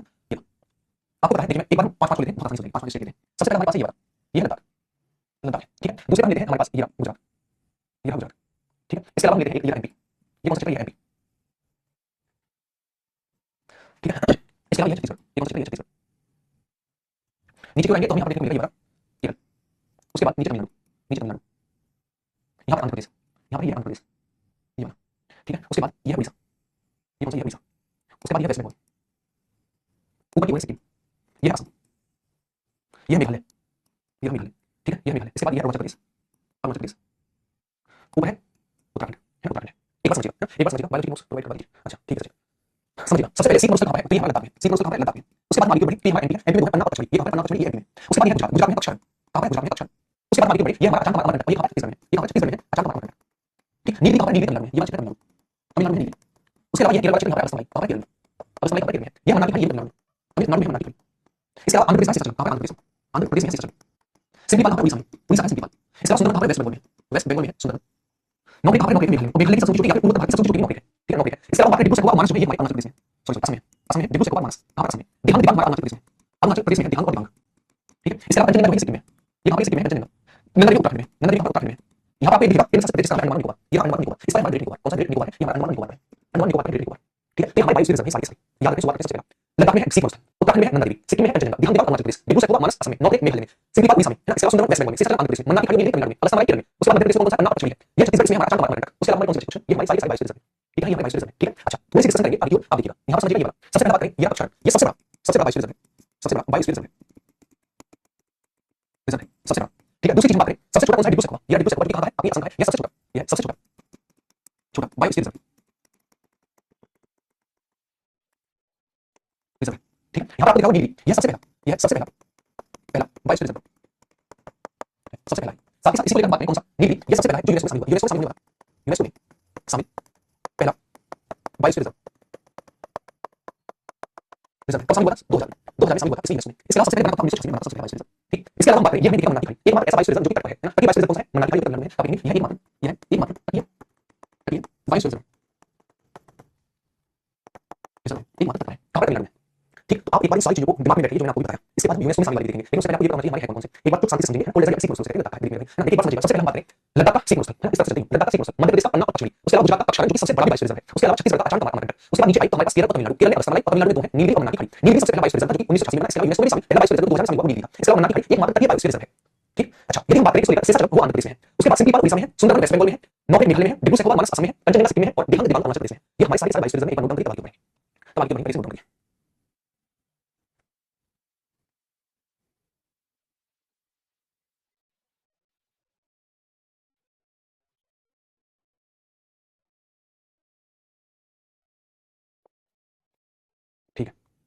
कौन सा? अच्छा, एक मिनट रुकिएगा।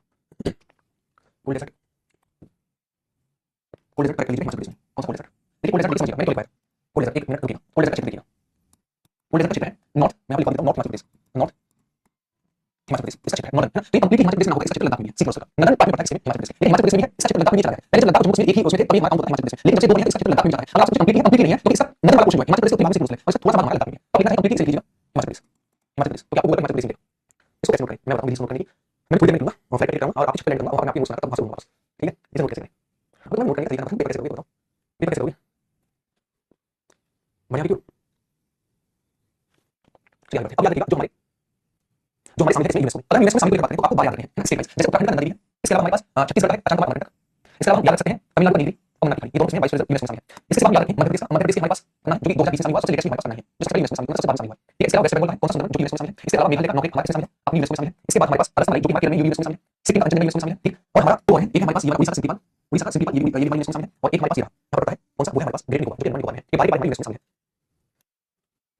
हाँ, 4-5 पीक्स के नाम लिख रहे हैं, वो हो जाता है, पीक्स के नाम पर जनजाति के नाम पर भी होते हैं। देखिए सबसे पहले बात करें, सबसे पहले आपको याद रखना है जो कि हमारा शामिल हुआ था सन 2000 में तमिलनाडु में, राजस्थान 2016 में शामिल हुआ केरल का, मनाली 2001 में शामिल हुआ तमिलनाडु का, ठीक? इसके अलावा ग्रेट निकोबार 2013 में शामिल हुआ अंडमान निकोबार, सिद्धिपाल 2009 में शामिल हुआ उड़ीसा, सुंदरबन 2001 में शामिल हुआ वेस्ट बंगाल, इसके अलावा नौकरी जो है ये हमारा मेघालय का 2009 में शामिल हुआ, कंचनजंगा 2018 में शामिल हुआ और नंदा देवी 2004 में शामिल हुआ, इसके अलावा पन्ना 2020 में शामिल हुआ और पचमढ़ी जो है हमारा 2009 में शामिल हुआ। याद रखिए पन्ना जो है सबसे लेटेस्ट है जो कि यूनेस्को में शामिल है, सबसे लेटेस्ट लेटेस्ट जो यूनेस्को में शामिल है, में शामिल है, लेटेस्ट है जो यूनेस्को में शामिल है,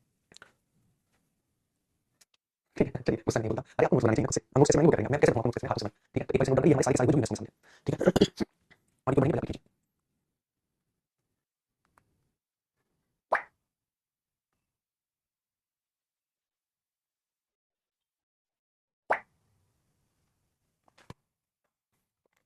ठीक है? देखिए कुछ फैक्चुअल चीजों की बात करेंगे, फैक्चुअल चीजें सबसे पहला बार नीलगिरी 1986, नीलगिरी का यूनेस्को में शामिल हुआ सन 2000 में, सबसे बड़ा पक्षकार है, सबसे छोटा असम का यूनेस्को है, और कुल हमारे पास है, कुल कितने हैं? कुल हमारे पास है, ये हमारी फैक्चुअल चीजें जो आपको लास्ट में देखना मलाई याद करेंगे वो ये थी, ठीक? अरे मैं बच्चों की बस नहीं करता, बस एक बात बताइए, गुस्सा किस चीज का आता है? आप यहाँ पे पैसा खर्च करके करिए, जिन कंडीशन से आप नौकरी के लिए नौकरी में ली है, और मुझे पता है कि जरा सी भूल कितनी बड़ी आपकी गलती आगे चल सकती है, कितना नुकसान पड़ेगा, और यहाँ पर आप कॉपी पेस्ट मारते हैं, और कैसे कॉपी पेस्ट ऐसे जीडी का बैठा है या यूपी का बैठा है, हम नोट्स कैसे बनाएं, सब कितने घंटे में बनाना चाहिए, ये कुछ चीजें असली नहीं है, आपको टाइम बर्बाद नहीं करें, अपनी जिंदगी खराब करें, सीधी सी बात है, इस बात को गुस्सा आता है, बाकी आप समझ सकते हैं, इसे नोट करेंगे, चलिए आप समझ पाएंगे हमारी यूट्यूब में दिस इज क्लीन, अबे भैया क्लीन नहीं है, चलिए वेटेंट आदमी, वेटेंट आदमी, अब याद आदमी की बात करते हैं।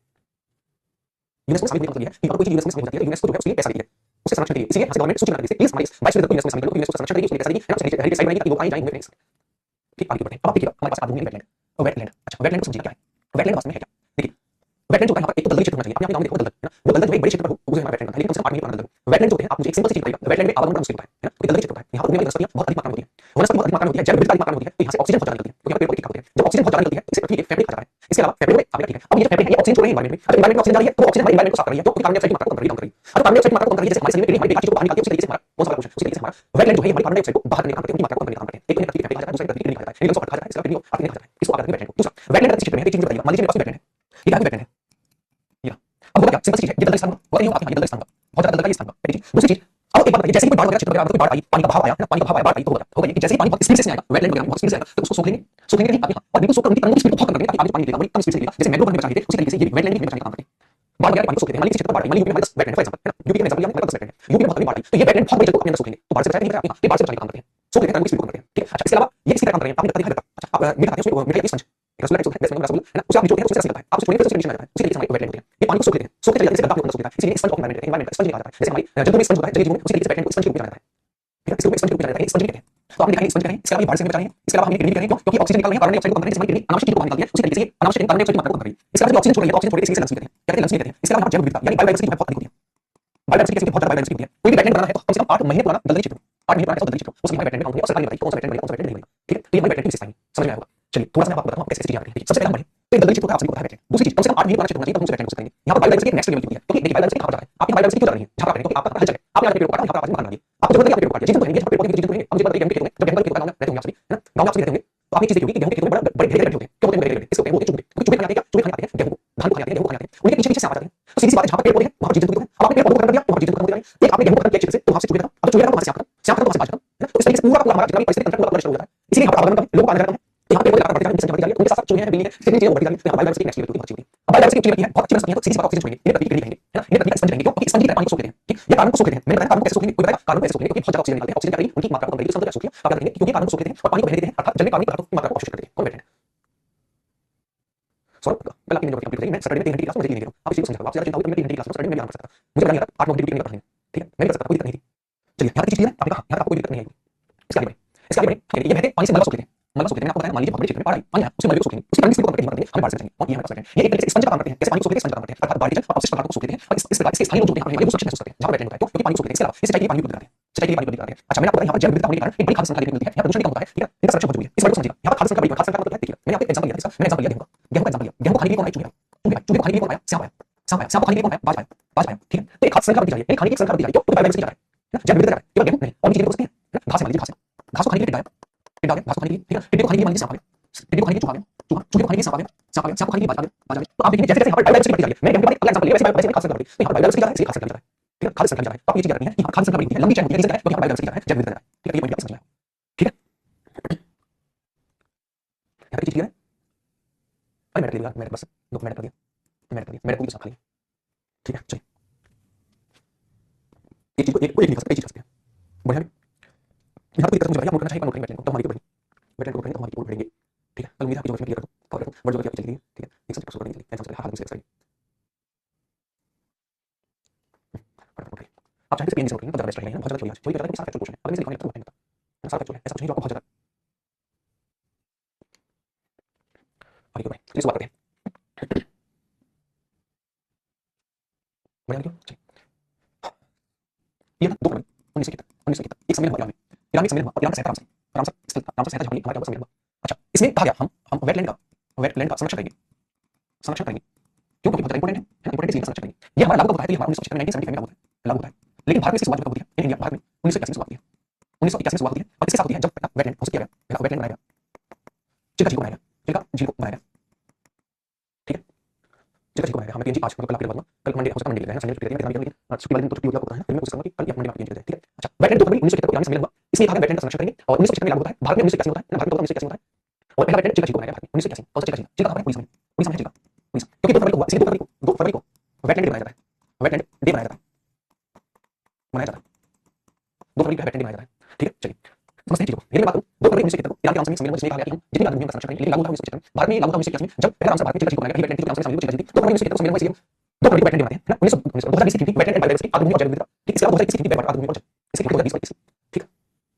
सर आप इंस्टाग्राम आप ऐप नहीं तो इंस्टाग्राम मुझसे जाते हैं, मुझे जाते हैं, मुझे पता नहीं है इतना टेक्निकल नहीं हुआ मैं आपको इंस्टाग्राम पे डालूंगा, मैं देख उस पीडीएफ लगानी है, पीडीएफ नहीं करते तो पेज आते हैं बस, हो सकता है आप ज्यादा एडवांस इंस्टाग्राम पर यूज करते हैं।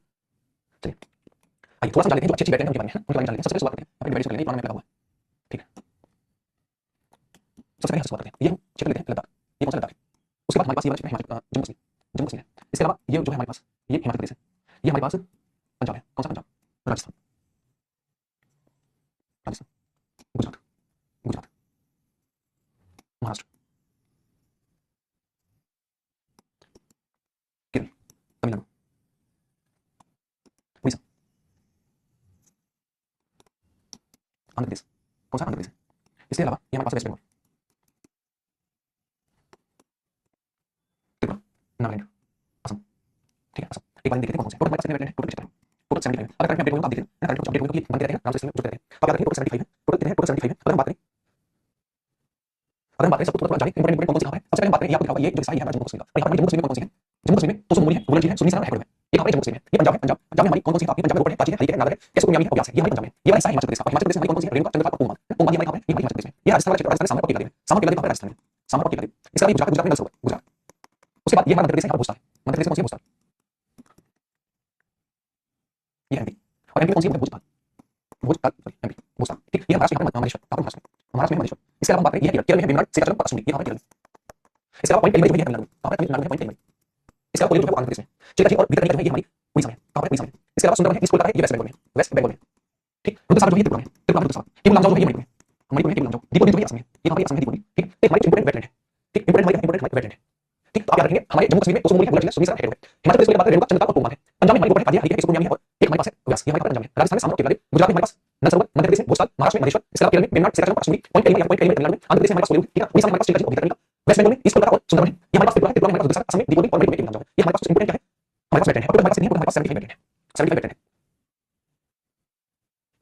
The main source of methane gas in India, in Hindi लिखा है, main source of methane gas, main source क्या है, मीथेन गैस मतलब जो ज्वाली करते हैं वो मीथेन निकलती है, इसके अलावा जहां पर इस खाना वहां पर निकलती है, इसके अलावा धान की जो खेती होती है धान की कितनी निकलती है ना, आपने देखा होगा कभी देखा नहीं, सुना होगा शायद आपने कि धान की कटाई करने से कई लोगों की डेथ हो जाती है, रीजन का मीथेन गैस निकलना, ठीक। कई जंगलों में जाने पर डेथ हो जाती है, सांस लेने की दिक्कत होती है, क्योंकि दलदली क्षेत्र में मीथेन गैस निकलने के कारण डेथ होती है। तो मेन सोर्स नहीं कह सकते हैं, हम ये कह सकते हैं ये भाई भूल तो ज्वाली से निकलती है, दलदली क्षेत्र में होती है, धान की खेती में भी होती है, सारी होती है ना। और मीथेन गैस जो है वो नेचुरल गैस होती है, उसका मेन कंपोनेंट है मीथेन, नेचुरल गैस। सर सुबह का होमवर्क मैंने कौन सा होमवर्क दिया सभी साइड हो जाएंगे, साइड हो जाएंगे, चलिए साइड हो जाएंगे। मैं ये बैठने मुझे मैं बताऊंगा कि एक चीज करने वाला हूं। West PC West Bengal PSC में क्वेश्चन है तो उसमें ऑप्शन क्या करेंगे, कुछ ऑप्शन वैसे क्या कह सकते हैं, ऐसे क्या कह सकते हैं। बढ़िया, उत्तर प्रदेश जानिएगा, यूपी कौन सी है, तो यूपी में ऊपी है, नवाबगंज है, समर है, पार्वती है, समस्तपुर है, सानी है, सरसी नाव है, सरोवर है, हैदराबाद है, और बकिया है। होमवर्क ये आपके लिए कि आपको इनके जिले लिखने हैं, यूपी के जिले कौन से हैं, है तो यूपी में, अब यूपी वाले बच्चे जो है यूपी से तैयारी कर रहे हैं तो याद रखेंगे वेटलैंड है, पहली चीज साइंस है, वेटलैंड है, ठीक है। और ये जिले आपको लिखने किस जिले में है, और यूपी कौन सी वेटलैंड है, ऊपी गंगा, नवाबगंज, समर, पार्वती, समस्तपुर, सानी, सरसी नाव, सरोवर, हैदराबाद, बकिया वाले जिले, ठीक है। चलिए आगे बढ़ते हैं, आगे बढ़िया समझिए। रामसर स्थल, अच्छा रामसर स्थल इसे छोड़िए क्योंकि बहुत ये वाला कंटेंट अपडेट वाइज छोड़िए, बाकी आप याद रखिएगा ये हमारा पैटर्न है। अब मेरे एक बात सुनिएगा, अगर पॉसिबल हुआ मुझे टाइम लगता है the main source of methane gas PSC floriculture garden और क्या है टी गार्डन, पैडी फील्ड्स, ये पैडी फील्ड आंसर होगा, सुब्रत पैडी फील्ड होगा जो आपकी ऑप्शन नंबर डी सही होगा, है ना, ऑप्शन नंबर डी ठीक होगा ऐसा, ठीक है। आगे बढ़ते हैं, एक चीज समझिएगा, ये मैं बात करूं सबसे पहले मैं सोच रहा हूं आपकी 10 मिनट का 10 मिनट की वीडियो आपके बैच में आई है ना, जैसे मान लीजिए 10 मिनट में आज मतलब बोर्ड पर सब कुछ पहले से लिखा हुआ है, ठीक है, बोर्ड पर लिखा हुआ है, बस 10 मिनट में आपको रिवाइज करा दूं, रिवाइज करने से आज ने जानकारी पढ़ लिया, कल बहुत ध्यान पढ़ लिया, एक दिन में सारी सारी बैटरी पढ़ लिया, ऐसे पढ़ लिया, तो आपके लगभग 30 पैकेज जो आपकी यूट्यूब वाले बच्चे हैं ना, उनके 30 पैकेज जो बचे हैं उसमें 30 पैकेज में बहुत सारा टॉपिक कवर हो जाएंगे और रिकॉर्डिंग सोच रहा हूं आज से करूंगा, वरना कल संडे कल आपकी रिकॉर्डिंग हो जाएगी, 10 मिनट की वीडियो होगी तो 5 वीडियो रिकॉर्ड करूंगा कि पर डे अगले दिन 2 दिन ठीक है, उससे रीजन बहुत अच्छे हो जाएगा, लगभग 15 वीडियो में ज्योग्राफी के लिए 15 वीडियो में ऐसे ठीक है, उसके बाद कोई कंफर्म नहीं है, कल रिकॉर्डिंग करेंगे, रिकॉर्डिंग टाइम होगी मैं बात करूंगा, रेगुलर करूंगा, ठीक है। तो आगे बढ़ते हैं, आगे याद रखिए नेशनल पार्क, लास्ट में ध्यान रखें नेशनल पार्क क्या होता है, इस चीज को समझिए। अगर नेशनल पार्क की बात करें तो देखिए नेशनल पार्क की घोषणा कौन करता है, सेंट्रल गवर्नमेंट करती है, उत्तर राज्य में ऐसा करेंगे कि सारी नेशनल पार्क की नहीं राज्य में इसकी घोषणा केंद्र सरकार द्वारा की जाती है। भारत का पहला national park Jim Corbett national park जो कि उत्तराखंड में है, पहले यूपी में घोषणा की गई थी। इसके अलावा ये एक स्टाइल है, अभी बताऊं क्या है, और जीव संरक्षण किया जाता है, केंद्र सरकार घोषणा करती है, जिम कार्बेट वर्तमान में नेशनल पार्क देखिए होता है, होता है मैंने आपको चीज बताई थी, बड़ी प्यारी चीज थी ये अब होगा, मान लीजिए 22 रिजर्व है, 22 रिजर्व है, उसमें क्या हुआ, उसमें ये हो गया कि उसमें सेल जो है खत्म होने की बात है, बिल्कुल इसे को खत्म होने की बात है, इसे होगा, मान लीजिए इसे इस वाले क्षेत्र में रहते हैं, इस वाले क्षेत्र में इसे रहते हैं, होगा इस वाले क्षेत्र को एकदम से रिजर्व कर दिया जाएगा इसे सेल के लिए, और ये उनके लिए फेमस हो जाएगा कि भैया यहाँ पर इनका संरक्षण होगा, ठीक है। ये स्थायी है, मतलब एक जगह जहाँ पर हम संरक्षण कर दिया जाए, जहाँ पर रहेंगे भी रोक दिया जाए, इन वाले क्षेत्र में किसी का नहीं हुआ, इन्होंने संरक्षण करेंगे, ठीक है। तो ये है हमारे पास क्या, ये हमारे पास है नेशनल पार्क, स्थायी है, केंद्र सरकार घोषणा करती है और 1925 में पहला नेशनल पार्क बना जिसका नाम जिम कार्बेट नेशनल पार्क, क्योंकि राम गांधी की राम नेशनल पार्क भी है, ठीक।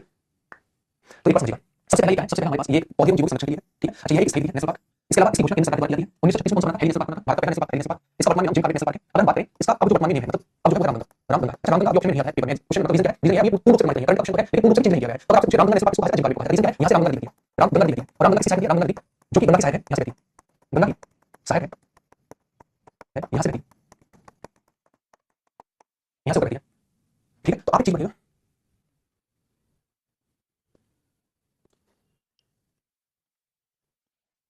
ठीक है, चलिए तो पौधों का संरक्षण स्थायी केंद्र सरकार घोषणा करेगी, ये सारी चीजें बताइए, आगे बढ़ते हैं, आगे चीजों को समझिए और जानिए। अगर हमारी चीजों को समझिए तो हमें कुछ इंपोर्टेंट नेशनल पार्क याद रखें, ठीक है, सारे नहीं याद रखें, 500 क्वेश्चन सारे नहीं याद रखें, फिर भी हमें जो जरूरी है वो याद रखेंगे। हिमाचल प्रदेश, इसके अलावा राजस्थान, राजस्थान है, ठीक। उसके बाद हमारे पास नीचे को आएंगे, ये हमारे पास गुजरात है, ये कौन सा, ये हमारे पास गुजरात, उत्तर प्रदेश, यूपी, यूपी है, ठीक है। इसके अलावा हम आगे बढ़ी तो ये हमारे पास कौन सा है, त्रिपुरा है, ठीक है, ये हमारे पास असम है, कौन सा है, असम है। इसके अलावा यहाँ पे देखने को मिलेगा ये मणिपुर, ये हमारे पास नीचे को मिजोरम है, ऊपर की ओर अरुणाचल प्रदेश है, ये अरुणाचल प्रदेश, ये हमारे पास हिमाचल प्रदेश है, और उत्तराखंड है, उत्तराखंड पहले नहीं जानते। इसके अलावा नेक्स्ट पेज पर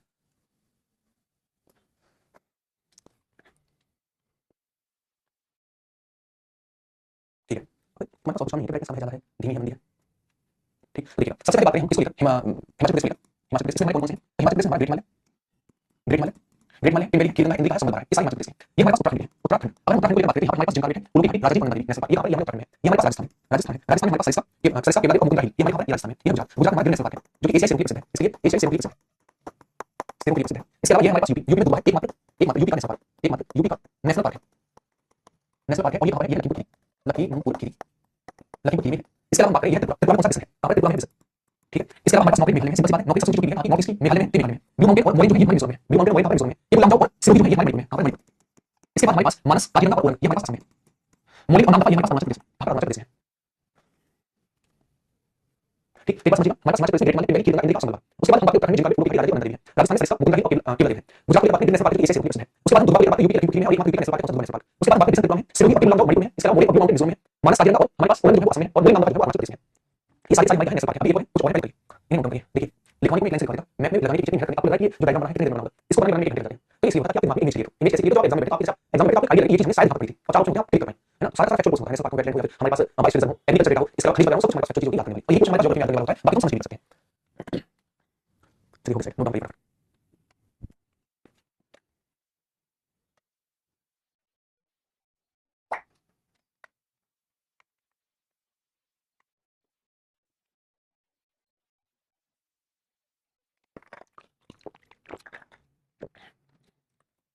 उसके बाद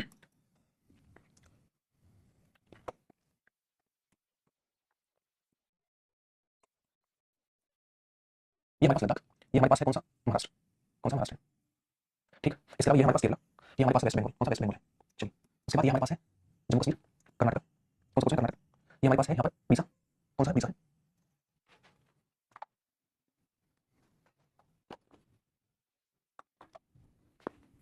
ये कौन सा उड़ीसा है, ठीक। ये ऊपर जो है हमारे पास मध्य प्रदेश, मध्य प्रदेश से क्वेश्चन, मध्य प्रदेश, ठीक है। एक बात समझिएगा, एक बात समझिएगा, सबसे पहला हेमिस जो है लद्दाख में, हेमिस हमारे लद्दाख में, इसके अलावा सही में इस बार और बता चुका, ये हमारे जम्मू कश्मीर में, कहाँ है जम्मू कश्मीर में, केवल हेमिस हमारे लद्दाख में है, लद्दाख, ठीक है। अच्छा यदि हम बात करें एमपी को लेकर, तो एमपी में कान्हा है, पेश है, बांदर है, पन्ना है, संजय है और सतपुड़ा है, ये हमारे एमपी है, मध्य प्रदेश है, ठीक है। यदि हम बात करें महाराष्ट्र में, तो महाराष्ट्र में हमारे पास चंदेरी, चंदेरी, नंदीगांव, गुड़गांव, अंडवा, ये हमारे महाराष्ट्र में, ये कर्नाटक, कौन सा कर्नाटक है, कर्नाटक को लेकर बात करें तो उद्यम है, राजस्थान, बांदीपुर, अंशी, ये हमारे कर्नाटक है, ये केरला, ये कौन सा, ये केरला, केरल में हमारी पेरियार, साइलेंट वैली और अन्नमलाई है, पेरियार, साइलेंट वैली और अन्नमलाई, ठीक। इसके अलावा हम बात करें ये वाला क्वेश्चन जो है हमारे पास, ये वाला, ये हमारे पास है तमिलनाडु का। अगर हम बात करें तमिलनाडु को लेकर, तमिलनाडु हमारे पास पालनी, मुदुमलाई, मन्नार, मुकुथी, ये हमारे पास तमिलनाडु है, तमिलनाडु का, तमिलनाडु, ठीक। उसके बाद ये उड़ीसा है, उड़ीसा में हमारे पास सिंपल और हितकनिका, ये वेस्ट बंगाल, वेस्ट बंगाल में हमारे पास बुक्सा, सुंदरवन, नुआबेली और जलदापारा है, और जलदापारा है, ये हमारे पास और बाकी नेशनल पार्क है। और कौन से सबसे पहले लद्दाख में है, इसके अलावा सलीमली, इस बार दार्जिलिंग, ये हमारे जम्मू कश्मीर में, चंदेरी, नंदीगांव, गुड़गांव और अंडवा महाराष्ट्र में, इसके अलावा उदयपुर, बंदेलखंड, अंसी और राजीव गांधी और बांदीपुर कर्नाटक में, पेरियार, साइलेंट वैली और अन्नमलाई, ये हमारे केरला में, तमिलनाडु में पालनी, मुदुमलाई, मुकुथी और मन्नार, ये हमारे तमिलनाडु में, उड़ीसा में सिंपल और हितकनिका, वेस्ट बंगाल में बुक्सा, सुंदरवन, जलदापारा, ये हमारे वेस्ट बंगाल में, और कान्हा, पेश, बांदर, पन्ना, संजय और सतपुड़ा, ये हमारे एमपी में, ये हमारे टोटल का नेशनल पार्क है, ठीक। चलिए परिचय होकर आगे बढ़ेंगे, नेशनल पार्क ज्यादा है तो इंपोर्टेंट सारे देखेंगे। एक लड़का है आकाश, बच्चे भैया साफ नहीं दिख रही है, एक बच्चा बाकी बच्चे एक कमेंट करते हैं, कोई साफ नहीं दिख रही है, फिर थोड़ी सी इनके बारे में बात करेंगे,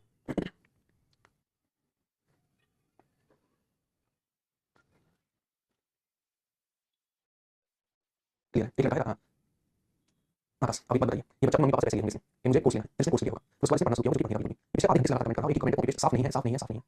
अब इस इंसान को कौन बताए वीडियो एकदम साफ है, और इतना बेवकूफ इंसान है, ये बस मुझे दिखाने के लिए कैसे नाम लिखते हैं कि साफ है, इसके पिछले आधे घंटे से लगा रहा है, इस साफ वैकेंसी है, लेकिन ऐसे बच्चों का सिलेक्शन नहीं होता, वही सच्चाई है, ये सच्चाई है। मैं ये नहीं कह रहा कि साफ है नहीं है, मैं कह रहा हूँ कि वास्तव में सिलेक्शन ना होने के पीछे कुछ हमारे ग्रह नक्षत्र होते हैं, ग्रह नक्षत्र इन जैसे लोग बनते हैं, ये है, मैं बिल्कुल भी अपने कैरियर को लेकर माँ बाप को ज़्यादा टेंशन नहीं है, ये बस ये है कि कॉम्पिटिशन हमारे आधे घंटे से लगातार कॉम्पिटिशन हमारा, सोचो कैसे अपनी जिंदगी बर्बाद करने की है।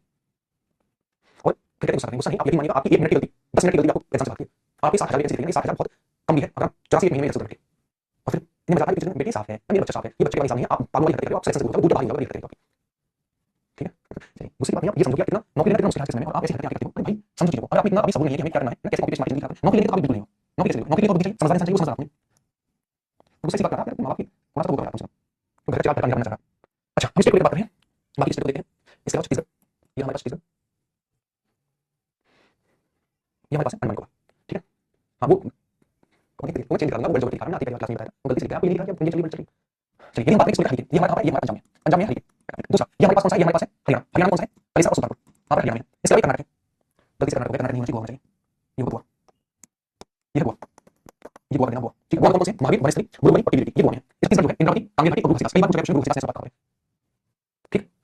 इसके अलावा मैं बात करूं इसको लेकर झारखंड को लेकर, झारखंड में हमारे बेतला है, हजारीबाग है, राजदेव है, पलामू है और एलिफेंट है, ये हमारे झारखंड में, झारखंड में। इसके अलावा मैं बात करूं ये हमारे पास कौन से अंडमान निकोबार है, अंडमान निकोबार में हमारे पास कौन कौन से है, Mahatma Gandhi marine national park, Campbell है, माउंट हेरियर है, नॉर्थ बर्न है, साउथ बर्न है, सैलपीक है, रानी झांसी लक्ष्मी नेशनल पार्क है, और हमारे पास गलाथिया है, ये सारी सारी बातें अंडमान निकोबार में, ठीक। तो ये हमारे पास नेशनल पार्क, रिपीट करता हूं, हमारे पास हरियाणा पंजाब में, हरियाणा में सुल्तानपुर और कलिसा है, मुरमुरी है, टिबेटी है, महावीर सॉरी ये हमारे पास गोवा में, झारखंड में बेतला, हजारीबाग, पलामू, राजदेव, एलिफेंट ये हमारे झारखंड में, गुरु घाटी, इंद्रावती और हमारे पास कांगेर है, ये छत्तीसगढ़ में, Mahatma Gandhi, Campbell, mount Harriet, north बर्न, साउथ बर्न, सैलपीक, रानी झांसी और गलाथिया, ये हमारे पास अंडमान निकोबार में, अब अंडमान निकोबार में, तो ये अब हमारे कंप्लीट होते हैं नेशनल पार्क, या कंप्लीट होते हैं नेशनल पार्क, कंप्लीट होते हैं, ठीक है। उम्मीद है कि आपको कोई दिक्कत नहीं होगी, भारत का सबसे छोटा नेशनल पार्क जो है साउथ बर्न, और भारत का सबसे बड़ा नेशनल पार्क है नेशनल पार्क, तो साइंस नेशनल पार्क है, आपसे नोट करिए, पहले आपसे नोट करिए, तब उसके बाद छोटा सा दो नोट करिए, तो ये वेटलैंड बायोस्फीयर रिजर्व और नेशनल पार्क कंप्लीट होते हैं। अब मुझे बताइए आपका जो मेरा उसमें कोई दिक्कत समस्या आई आपको, अगर ये तो बताइएगा, देखा जा सकता है क्योंकि जो जरूरी है वो बताना जरूरी है, बाकी मैप से आपने पढ़ा है, आप एक काम कर सकते हैं कि इसको आप एक मैप पे खुद से ड्रॉ कर लेना है, राज्य वाइज से भी आप कैसे भी आपने समझना चाहिए, ठीक। तो एक बार फिर उसके बाद हम आगे कुछ देखिए, टाइम कितना हुआ है,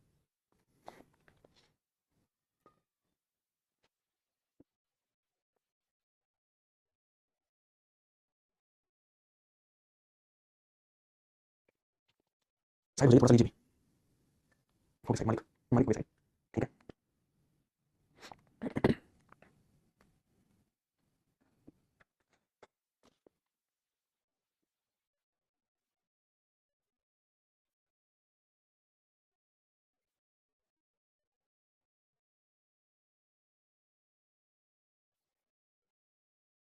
ठीक है आगे की बढ़ते हैं, अब आप हेडिंग डालेंगे, आगे की ओर बढ़ेंगे और बहुत अच्छे अच्छे से आज इतना पढ़ेंगे, इतना पढ़ेंगे कुछ नहीं आएगा। चलिए आगे की ओर बढ़ते हैं, आगे बढ़ते हैं। अब हेडिंग डालेगा ऊर्जा और खनिज संसाधन, हेडिंग डालेंगे ऊर्जा और खनिज संसाधन, ऊर्जा है खनिज संसाधन, हाँ यूपी जी का नहीं पढ़ूंगा। चलिए आगे बढ़ते हैं, यदि हम ऊर्जा खनिज संसाधन को लेकर बात करें, ऊर्जा खनिज संसाधन को लेकर बात करें, देखिए भारत में परमाणु ऊर्जा विभाग है ना, भारत में परमाणु ऊर्जा विभाग जो बना हमारा, वो हमारा 1954 में, ठीक। परमाणु ऊर्जा विभाग, परमाणु ऊर्जा संस्थान की स्थापना 1954 में,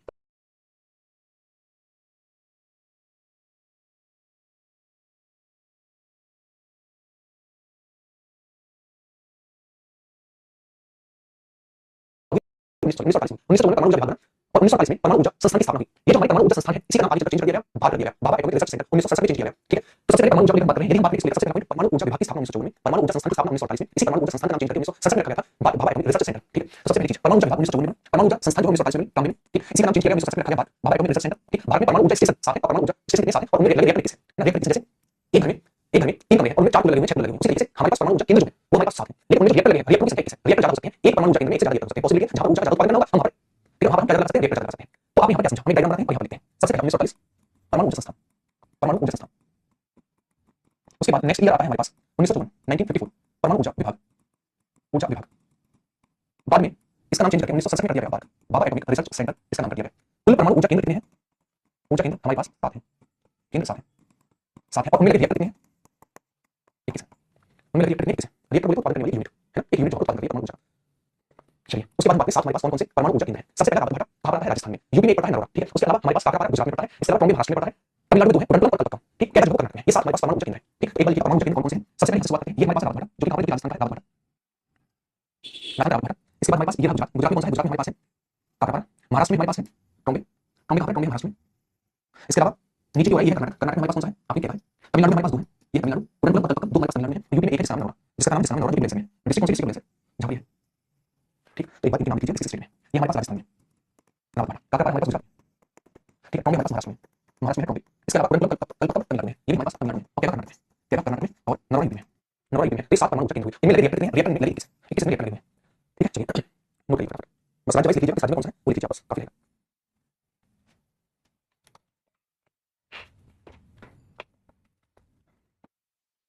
उसके बाद हम बात करें थर्मल पावर स्टेशन। अच्छा, थर्मल को आप कनेक्ट करिएगा थर्मल से, थर्मल से बात करें, थर्मल से यूज होती है, हम थर्मल से लगाते हैं ताकि जो हमारी भाप है ना, भाप वो हमारी बोतल में रहे, यानी हीट का ट्रांसफर ना हो, इसलिए थर्मल से लगाते हैं, यानी ऊष्मा बाहर ना जाए, या हम ठंडी चीज को ठंडा सके, गर्म चीज को गर्म सके, उसके लिए थर्मल होती है हमारे पास। मम्मी बचपन में इंसान करते थे, गले में थर्मस डालते ठंडा पानी लेके वही थर्मस, तो वो वास्तव में क्या करती है, वो ऊष्मा ऊष्मा जो होती है हमारे पास उसका रोकती है, उसी कंसेप्ट को हमारे पास थर्मल पावर स्टेशन। ये वास्तव में क्या करते हैं, जो हमारी हीट निकलती है उससे हमारा ऊर्जा उत्पादन करते हैं, इसका उत्पादन करते हैं, उससे ऊर्जा उत्पादन करते हैं, उससे टरबाइन घूमता है और इलेक्ट्रिसिटी उत्पादन करता है, थर्मल पावर स्टेशन। तो आप याद रखिए, थर्मल पावर स्टेशन एक स्टेशन है जिसमें ऊष्मा ऊर्जा को विद्युत ऊर्जा में कन्वर्ट किया जाता है, यानी ऊष्मा निकलती है, ऊष्मा उसे किसमें कन्वर्ट किया जाता है, विद्युत ऊर्जा में कन्वर्ट किया जाता है, विद्युत ऊर्जा में कन्वर्ट किया जाता है।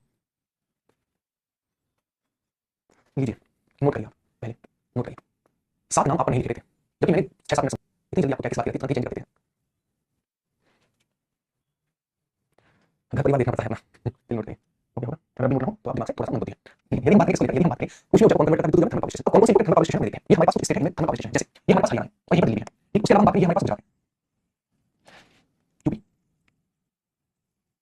उड़ीसा, तमिलनाडु, इसके अलावा महाराष्ट्र, वेस्ट बंगाल, ठीक, एमपी,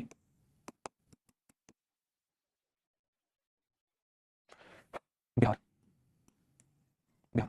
चलिए एक बार थर्मल पावर स्टेशन को राज्य वाइज देख लेते हैं, कौन सा कहाँ है। देखिए सबसे पहले बात करें दिल्ली, दिल्ली में, दिल्ली कहाँ, दिल्ली में, और ये हरियाणा बॉर्डर है, दिल्ली और फरीदाबाद बॉर्डर हरियाणा ना, दिल्ली, दिल्ली, फरीदाबाद हरियाणा में, और हरियाणा में फरीदाबाद। इसके बाद गुजरात में एक बात करें, गांधीनगर, अहमदाबाद और साबरमती, ये हमारे गुजरात में थर्मल पावर स्टेशन, हमारे गुजरात में। ये महाराष्ट्र में, महाराष्ट्र में नासिक, महाराष्ट्र में कौन सा नासिक, एक और है टांबे, टांबे कहाँ है, टांबे महाराष्ट्र में। इसके अलावा चंद्रपुर महाराष्ट्र में, चंद्रपुर कहाँ है, चंद्रपुर महाराष्ट्र में। तो नासिक, टांबे और चंद्रपुर तीनों महाराष्ट्र में। ये कौन सा है, ये हमारे पास तमिलनाडु, एन्नौर, नवेली और तूतीकोरिन। आपको पता है एन्नौर और तूतीकोरिन पूर्व में, तो एन्नौर, नवेली और तूतीकोरिन जो है ये हमारे तमिलनाडु में पड़ती है। ठीक है, अच्छा, इसके अलावा ये हमारे पास कौन सा है, उड़ीसा, हमारे कल्चर, कल्चर खामिया, कल्चर थर्मल पावर स्टेशन है उड़ीसा में। अमरकंटक जो है ये हमारे एमपी में, Amarkantak, MP plus Chhattisgarh border, कौन सा अमरकंटक है। इसके अलावा सतपुड़ा जो है एमपी में, कौन सा सतपुड़ा, वेस्ट बंगाल में दुर्गापुर कोलकाता है, वेस्ट बंगाल में। इसके अलावा यूपी की बात करें, पंथी और परीक्षा यूपी में, पंथी और परीक्षा कहाँ है, वो यूपी में। ठीक, सिंगरौली जो है, सिंगरौली ये वैसे तो देखिए सिंगरौली एमपी और यूपी बॉर्डर है, यानी इसका एमपी में, ये यूपी में है, इसका सिंगरौली का। और सिंगरौली जो है, सिंगरौली वो हमारे पास तेलंगाना में, सिंगरौली। ठीक, तो आप सबसे पहले याद रखिएगा हमारे पास दिल्ली, दिल्ली, हरियाणा में फरीदाबाद है। इसके अलावा गुजरात में गांधीनगर, अहमदाबाद और साबरमती है। महाराष्ट्र में याद रखें, टॉम्बे, नासिक और चंद्रपुर, एन्नौर, नवेली और तूतीकोरिन तमिलनाडु में, कल्चर उड़ीसा में, वेस्ट बंगाल में दुर्गापुर और हमारे पास कोलकाता। इसके अलावा यूपी में पंथी, यूपी एमपी बॉर्डर कौन सा है, वो सिंगरौली है। लेकिन बात करें ये हमारे पास बिहार में, बहुत फेमस है बिहार का बरौनी, बिहार का बरौनी बहुत फेमस है। तो ये हमारे पास थर्मल पावर स्टेशन, आपने ये समझा, थर्मल पावर स्टेशन वास्तव में ऊष्मा ऊर्जा को कन्वर्ट करते हैं, विद्युत ऊर्जा में, इलेक्ट्रिसिटी में कन्वर्ट करते हैं, और कुछ हमारे राज्य वाइज ये हमारे पास कौन से थर्मल पावर स्टेशन, ठीक है, ये थर्मल पावर स्टेशन, ये थर्मल पावर स्टेशन है। ठीक है, कोई दिक्कत समस्या है तो मुझे बताइए, वरना तो आगे बढ़िए।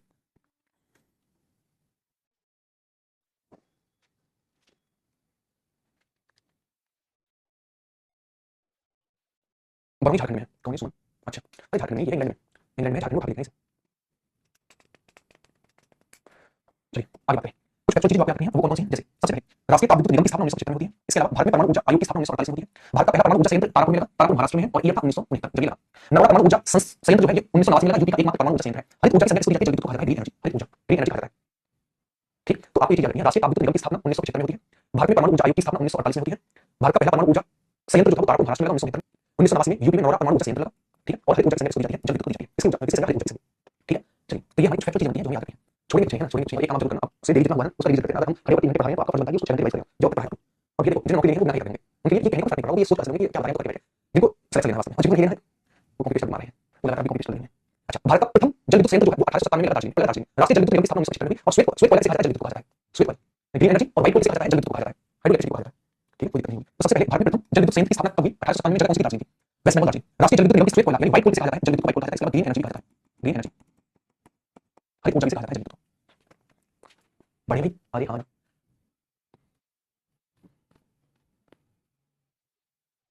इस कार्य का क्वेश्चन पढ़ने का तो ये हमारा ऊर्जा संसाधन खत्म होते हैं। अब बारी है खनिज संसाधन को पढ़ने की, यानी राज्य वाइज खनिजों का विस्तार, कौन कौन सी खानें हैं, कौन कौन से खनिज इंपॉर्टेंट है, ये वाला क्वेश्चन आता है। और हैंडलिंग नोट्स दिलवा दिया, देख लेना आंखों खोल के, एक बार में पीडीएफ दिलवा दी जब मैंने पढ़ना शुरू किया था ज्योग्राफी को।